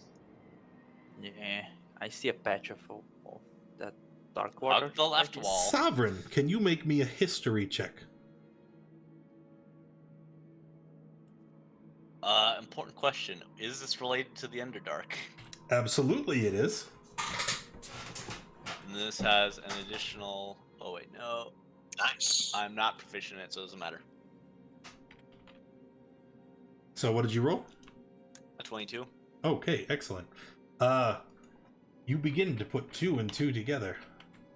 The presence of the oozes. Is it 4? What for? Might be. What? Did I mute Dirk myself? told me it was 5. Oh, I muted myself on accident. You begin to put 2 and 2 together. The presence of all the oozes. The fact that this is you know, the stones, the fact that this structure was very much made deliberately, and you think it can be some kind of a temple. And the carvings and reliefs here, after encountering one demon lord, you realize that you stand in a temple devoted to the Lord Juiblex. Juiblex. Oh no. Oh yes. What is it? Mother's gonna hug the wall and sneak past Nux. Say nothing. It's time to leave. And I it's thought that's what third. we're trying to do. That's a lot of ooze. Moving forward, you can see in this room there is a rough-walled cave and the sound of pouring water. The water enters through cracks in a 10-foot high ceiling. Given at the rate the water is flowing in, you're able to easily deduce the cracks here were caused by the tremor that landed you in this area. It's only a matter of time before the water floods the entire complex. The water rises at about a foot. You can estimate to be about a foot per hour. And you can see that's it. So outside of the slowly dwindling air, there's also the matter of the rising water, which will drown you all. So we'll die because we don't have air in one way or another. Mother is going to walk over here, out of sight of the goblins. No, you go away, Nux. What? Why do I need to go away? I'm gonna stealth. Sure. You Do suck I at beat that. Nux's passive perception? I don't know. I don't think you do know. Let's see. Where's my? No, you don't. Nah. What if you had disadvantage? Out of curiosity, what me. is your passive perception? 16. Okay.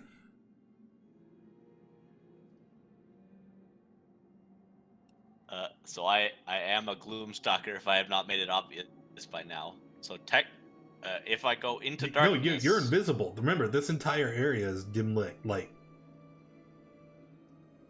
So No, I would it's technically dark. be invisible to It's Nux. dark. Yes, they can't see you at all because they rely on dark vision to see you.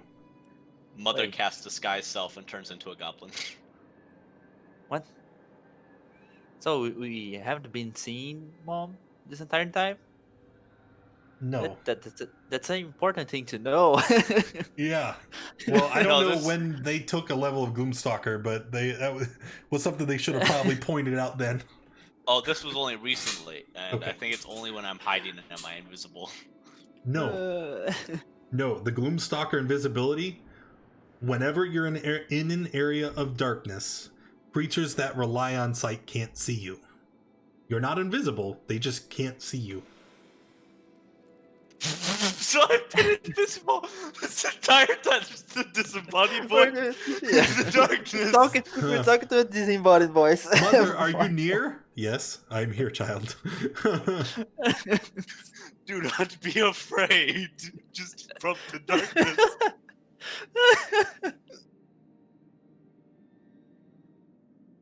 All right, so what are you doing then, Mother? Well, then it doesn't matter because what does they this guy can't self see do? me. They can't see you. The gelatinous cube can't see me, so I'm not going to disguise self. Well, the gelatinous cube can certainly see you. Well, he can't see me. He It knows doesn't. I'm there, but he doesn't know what I look like. Sure it does. Doesn't rely on Yeah. sight. The point is, I was going to disguise self as a goblin and go back and lie to him. Oh, all right. But he'd be able to tell I'm not goblin shaped. Are you guys heading back or moving forward, or what are we doing? I want to What? move forward. I want to move forward. To explain, my plan was I was going to go distract Glabagool and let the others sneak past him. So that way we can get the party back together. Okay. All right. Stop right there, please. I don't think. Activated my trap card. Oh no! As you step forward, you fall in a weakened area of stone here. Make a dex save, please. That is a pass. So you're able to quickly reach your hands out and grab the edge of the ledge before you plummet down into the bottom of a pit.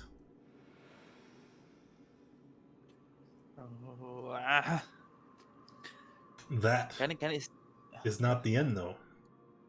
As you dangle from the edge of this pit, you look down to see what's below.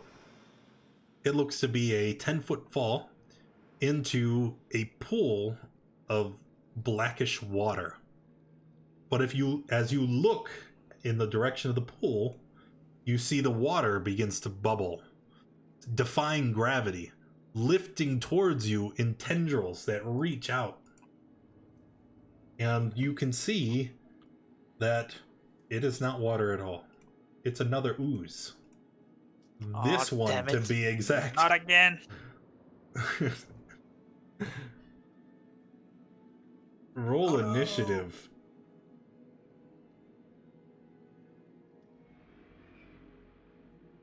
Oh, man. We're gonna die. Oh, this is not good for you. No, no, no. And the rest of the party is so very far. Let's check in with them. Rest of the party, what are you doing? Just imagine we're just kind of like sitting on the ground. You stayed here Having away. a picnic. Glabagool is still crying. I have one ration in my bag. Why have the little green men been so mean to Glabagool? Should we go back? Yes. I kind of feel bad. Okay. Okay, you can lead us. Wait, no, you guys. You go lead. forward. No, you guys. I led the way here. Someone else has to take charge. No, you always want to lead. I'm gonna just. I'm stronger than Zeesrod. I'm gonna grab him and force him to move forward in front of me. Oh. Yeah, keep moving. So the three of you return to Glabagool, and when you arrive, he is quite upset with you. You lied to Glabagool. You said that you would stay. We came back. Yeah, we're here. Keep going. You have to stay up there. Keep going, Zeesrod. What? Go comfort him. Cheer him up. No. Here, look. I'll be right behind you. You'll burn my skin. No, he won't touch you. Just go comfort him. Go whisper nice words. I don't know nice words. I can set him on fire though. One up, he doesn't know a lot. But neither do I. Just okay. Ooh. Friend? Yes, friend. Definitely friend. Will you tell me a story? Wouldn't it be nice if you told us a story for once? I don't have any stories. I just woke up here, and then I was here, and I've been so terribly lonely. Tell him a story. You don't actually have to say anything. We'll just assume that you do, while we go back to the group at top that is certainly going to die to this black pudding. So Nox, this thing is currently 10 feet below you. What would you like to do? 10 feet below me. I'm Yes. still hanging. You're right? still hanging. It's a 10 feet drop, right? Yep. Okay. You know what? I'm tired of this ooze thing. I'm tired of it. And I'll take my Dawnbringer and I will activate it. And I'll drop to the pudding. Oh, okay. I'll use my fighting spirit. And I'll attack two times with my Dawnbringer while I'm going down. It's advantage one time. Radiant damage. Yeah. And again. Both will hit for 20 damage. Not bad. And I will add my Fear of the Small to that. Ooh, another 5. And now I'll burn. Because next time the thing.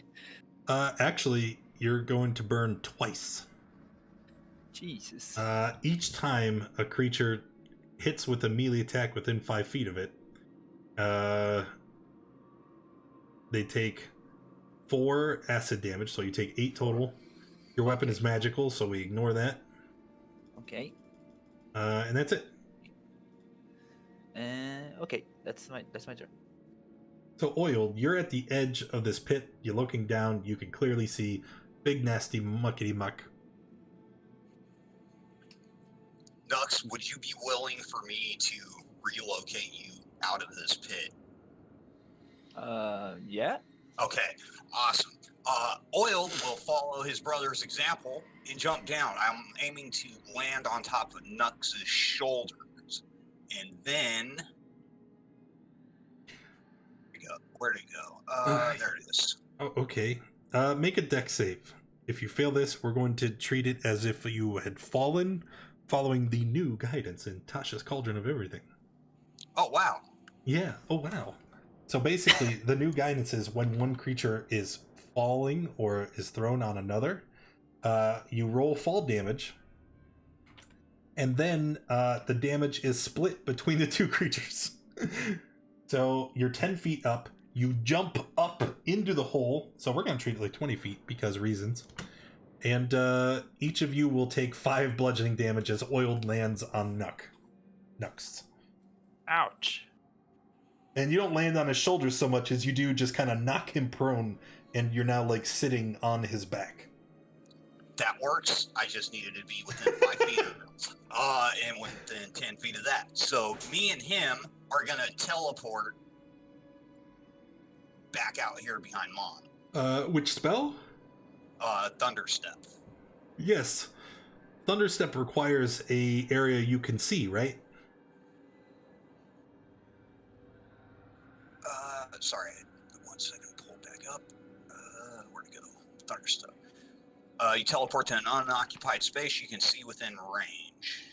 Yes. So I guess maybe back up to the ledge then. Yes, that would work. Okay. And then you could deposit him adjacent to you? I can be on the other side too. Yeah, there has to be an unoccupied space within 5 feet of the destination to appear in. Within 5 feet, yeah. So Yes. Nux would have to go there, or you deposit him in the empty space above the pit to which he would fall again.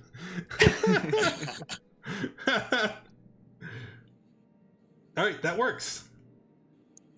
And then it has to make a con save Oh, or it takes its yes. 27 thunder.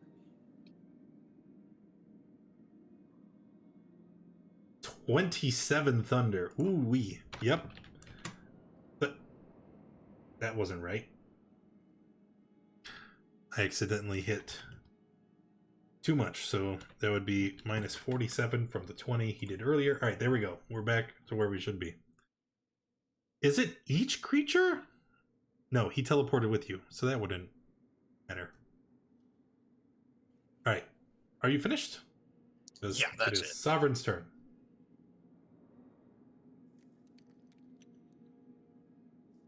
Let's see here. Can I see into the pit?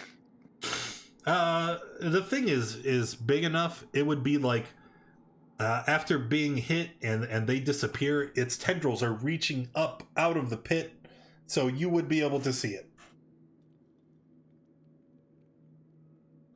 15 hits. Check the words on Dread Ambush because I am not used to playing Gloomstalkers. Has to use disadvantage because of this Sunblade. He does get an extra 1d8 for my first attack. You have disadvantage because of the Sunblade? Anger. Still a hit. Its AC is 7. Its AC is 7, then Yes. I literally can only miss on that one. Let me just get another one for you. There was 17 on the first attack.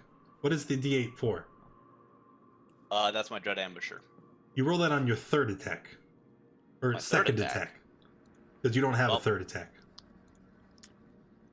It only can be applied on the attack from Dread Ambusher. The additional weapon attack. Okay, yep. Yeah. So your first attack hits for 9.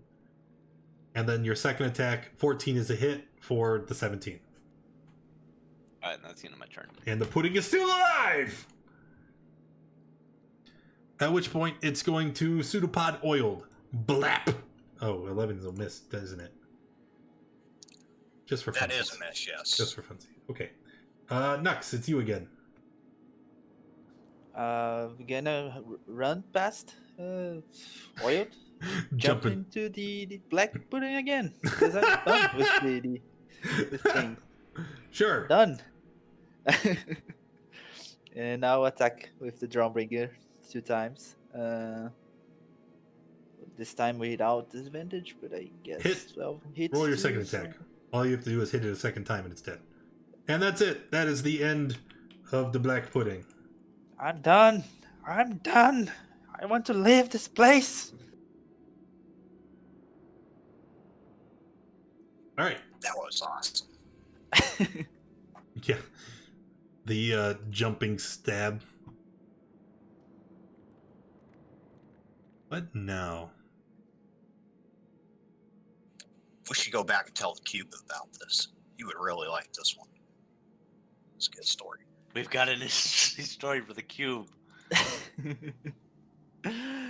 Now I have to leave this place. I want to leave. I'll climb down up the pit and go to the other side.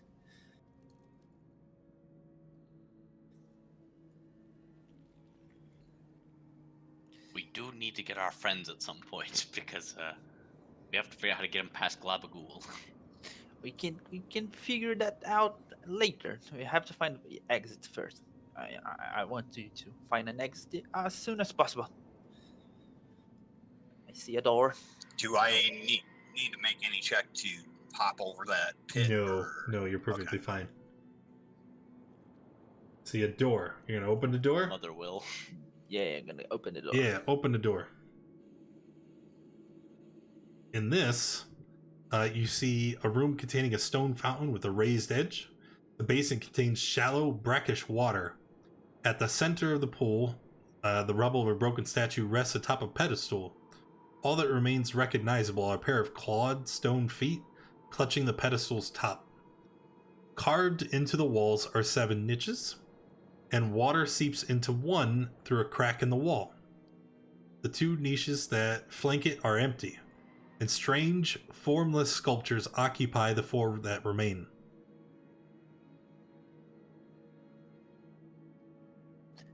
Mom, do you understand this room? I don't understand why this is here. Sovereign, knowing what this area is, you immediately recognize that these are statues of oozes in further supplication to Juiblex. Oh yeah, I forgot to tell you, this is a temple to a demon lord. What? It's a long story. You have to tell that before we. Can I break the user status, or we will be cursed? I probably wouldn't do that. There might be oozes in them.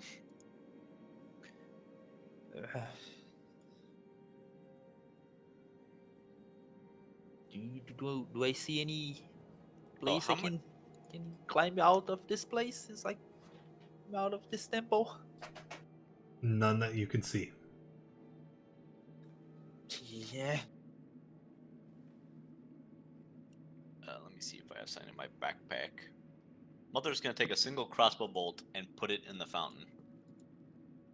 Okay. It's water. Okay.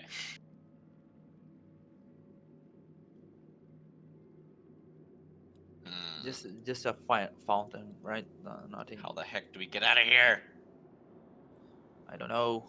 It's like, can I escape to this crack on the wall right here? Like, break it? No, it's not nearly large enough for you to fit through.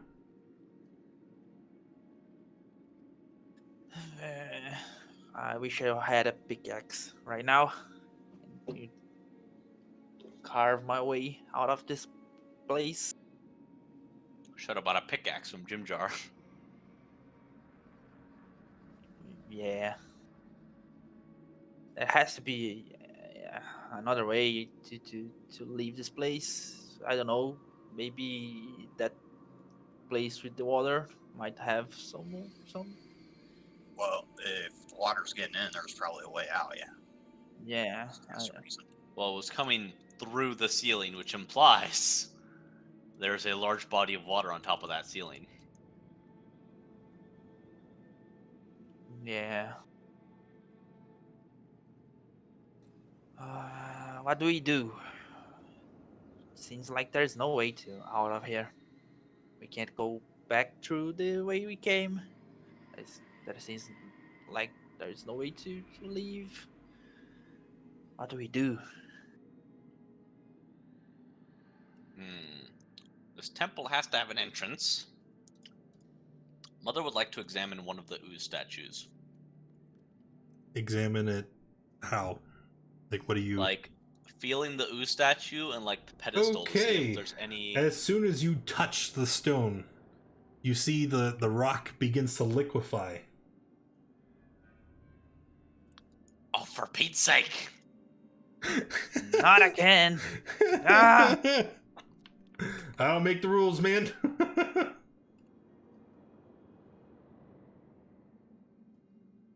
I like how the other group is just sharing stories with Globagul while you guys are fighting for your lives. Would they have heard the loud thunder when it went off? Or Absolutely are they too not. far away? Whoa, that's right. From Thunderstep? Yeah.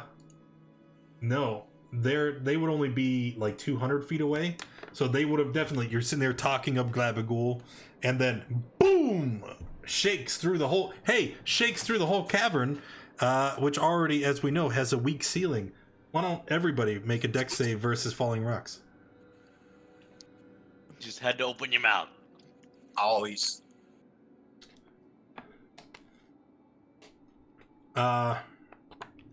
Also, related note, I think it's DC 13. I'm checking. DC 13. So if you pass 13, you take nothing. If you fail, you take 5 damage. Which was nobody. Oiled. Also, as you guys just exited this chamber, you're still close enough to hear the rushing water from the other room. As that boom has shaken loose some of the stones, the water is entering more quickly now. Whatever your time limit was, it's much shorter. I'm here to If motivate. only I was a Triton. Alright, anyway, Nux, it's your turn. There's a gray ooze. It's going to hurt you. Okay, my Dawnbringer is too alight, so I'm going to close in. I'm gonna attack again 2 times. 2 times. Hope this Staggy's Fast. thing Hit. is dead. And 21 damage. Yeah, it's dead. I'm gonna make sure. Can I just keep like slashing these statues? Oh no, I want just cleared the initiative tracker. Why would you do that? That's fine. It's fine. Okay. All right, panic! New things are going on. Hey, party at the bottom. You're talking with Glabagool, filling him with stories, and then boom! Eruption! Falling stones! Something is happening further into the temple.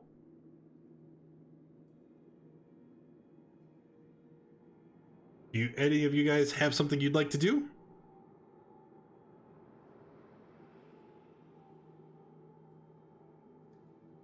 Zeesrod, Durger, Flash? They all went for pizza. Apparently. Wait, Well, what? telling stories here. I don't see a way out. So. No, we can move. We're just kind of all listening to see sad stories. Just move through the gelatinous cube. Yeah. So none of you will have a reaction to the large boom that shatters the ground and ceiling. They'll be fine.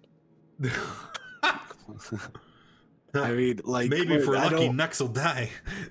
He won't move out the way. Did you ask him to? Hey, Gobble. Man, I don't remember your name.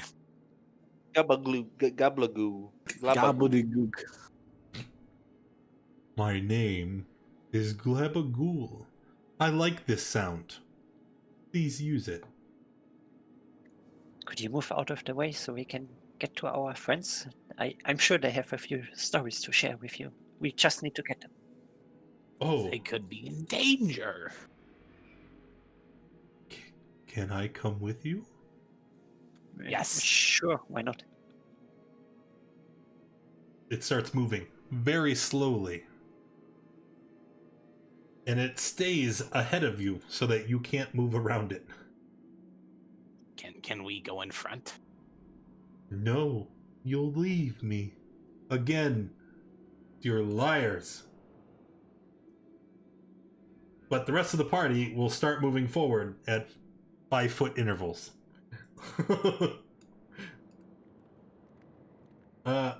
You guys in the fountain room, what would you like to do?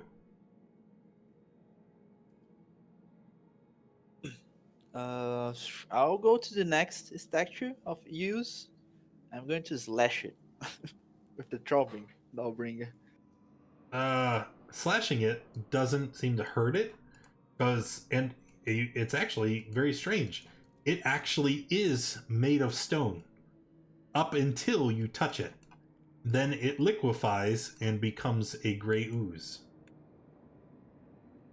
So I'll prepare myself.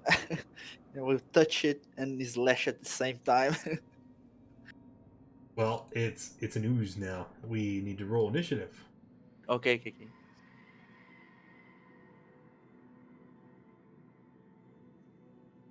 Party at the top, you can roll initiative too if you'd like.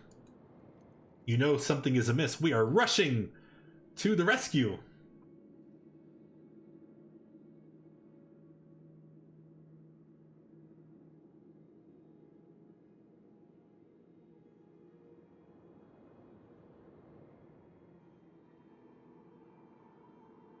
All right, Derg, you're first. You're stuck behind Glabagool. Man, I would love to move faster. You think I should move faster? Yes. Flash. I'll move 5 feet as fast as I can. And that's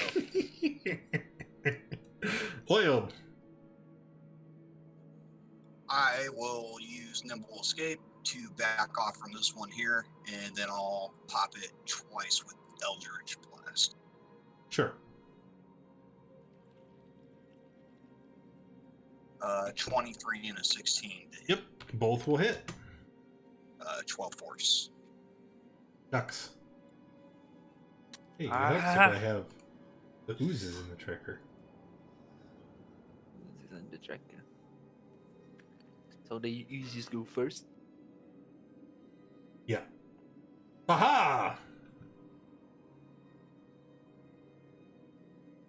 So, Let's attack Sovereign. And Nux. Ooh, 18. That's a hit. A hit. So you take 8 damage, and your armor now has a -3. -1. What is your AC total now? It's 15. That is Yikes. -3. -3. All right, and then Nux.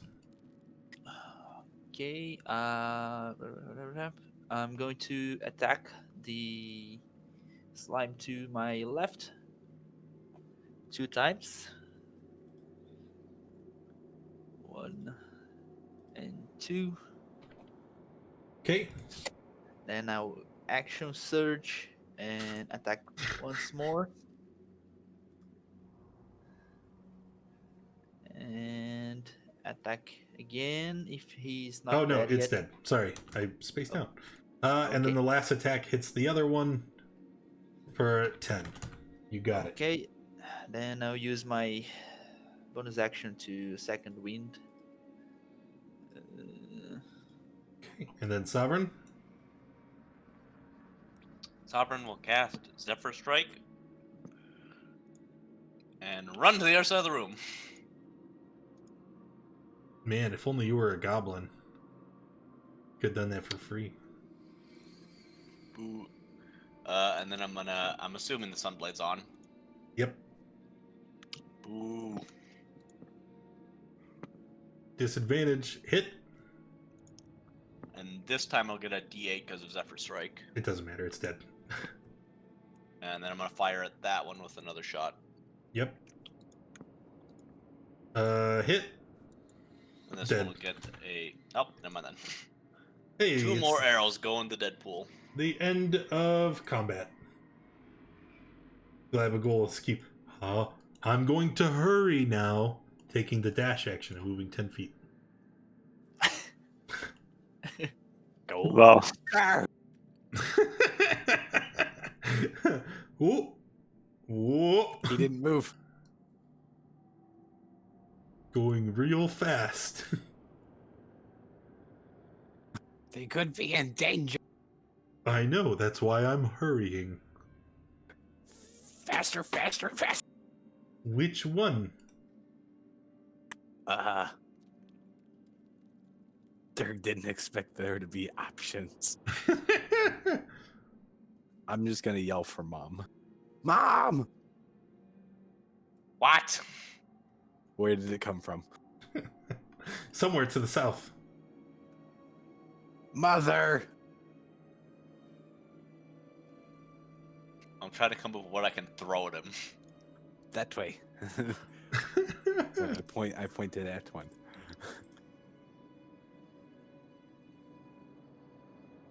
All right.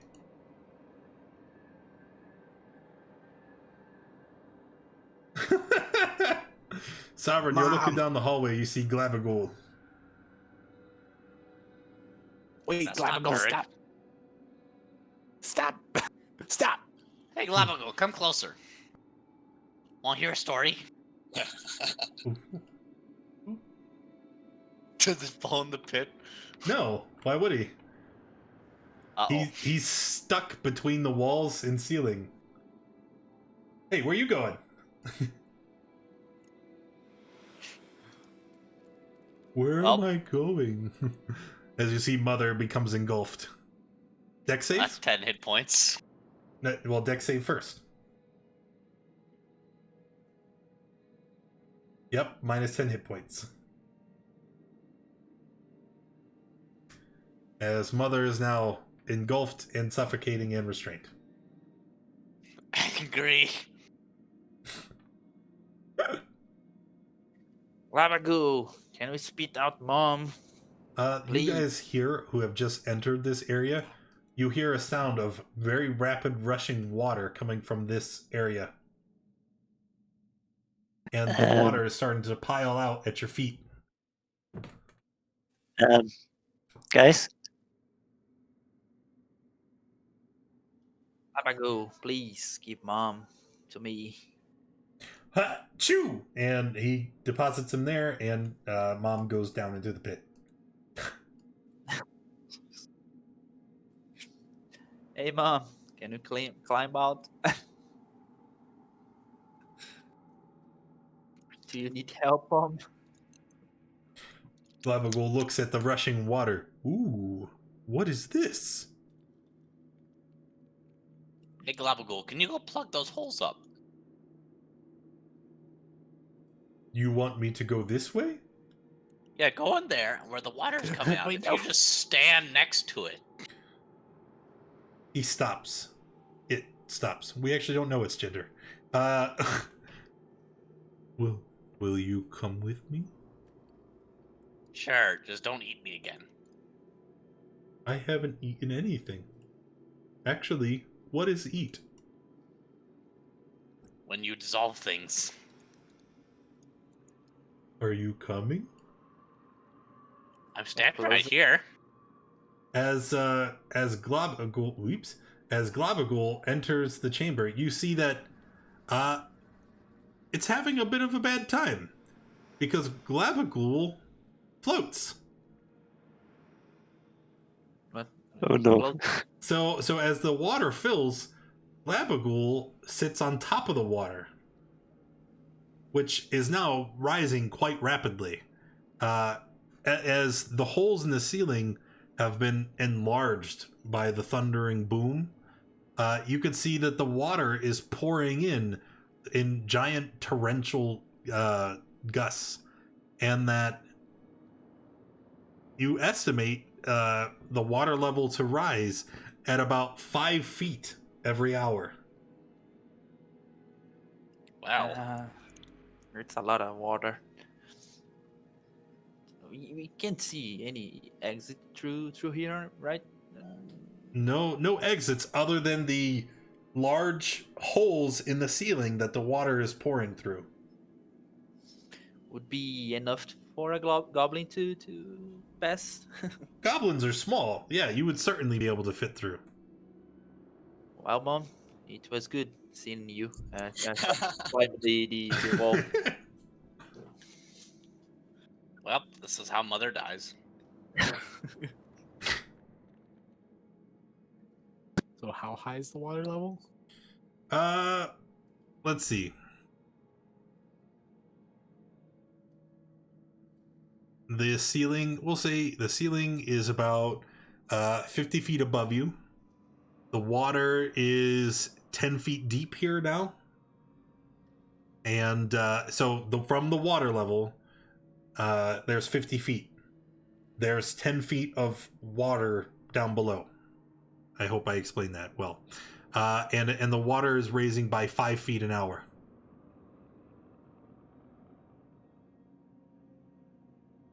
So how deep is this, you said? 10 foot deep. It's already filled, right? Yes. Nox, can you Okay. swim down there and see if there's a hole? There was a hole. It would be like water would be going there, not accumulating here.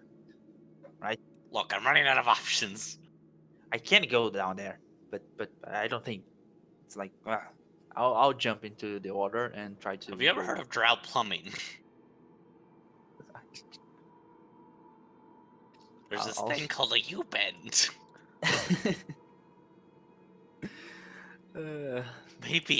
Maybe Juiblex built one down there, and this is his giant toilet.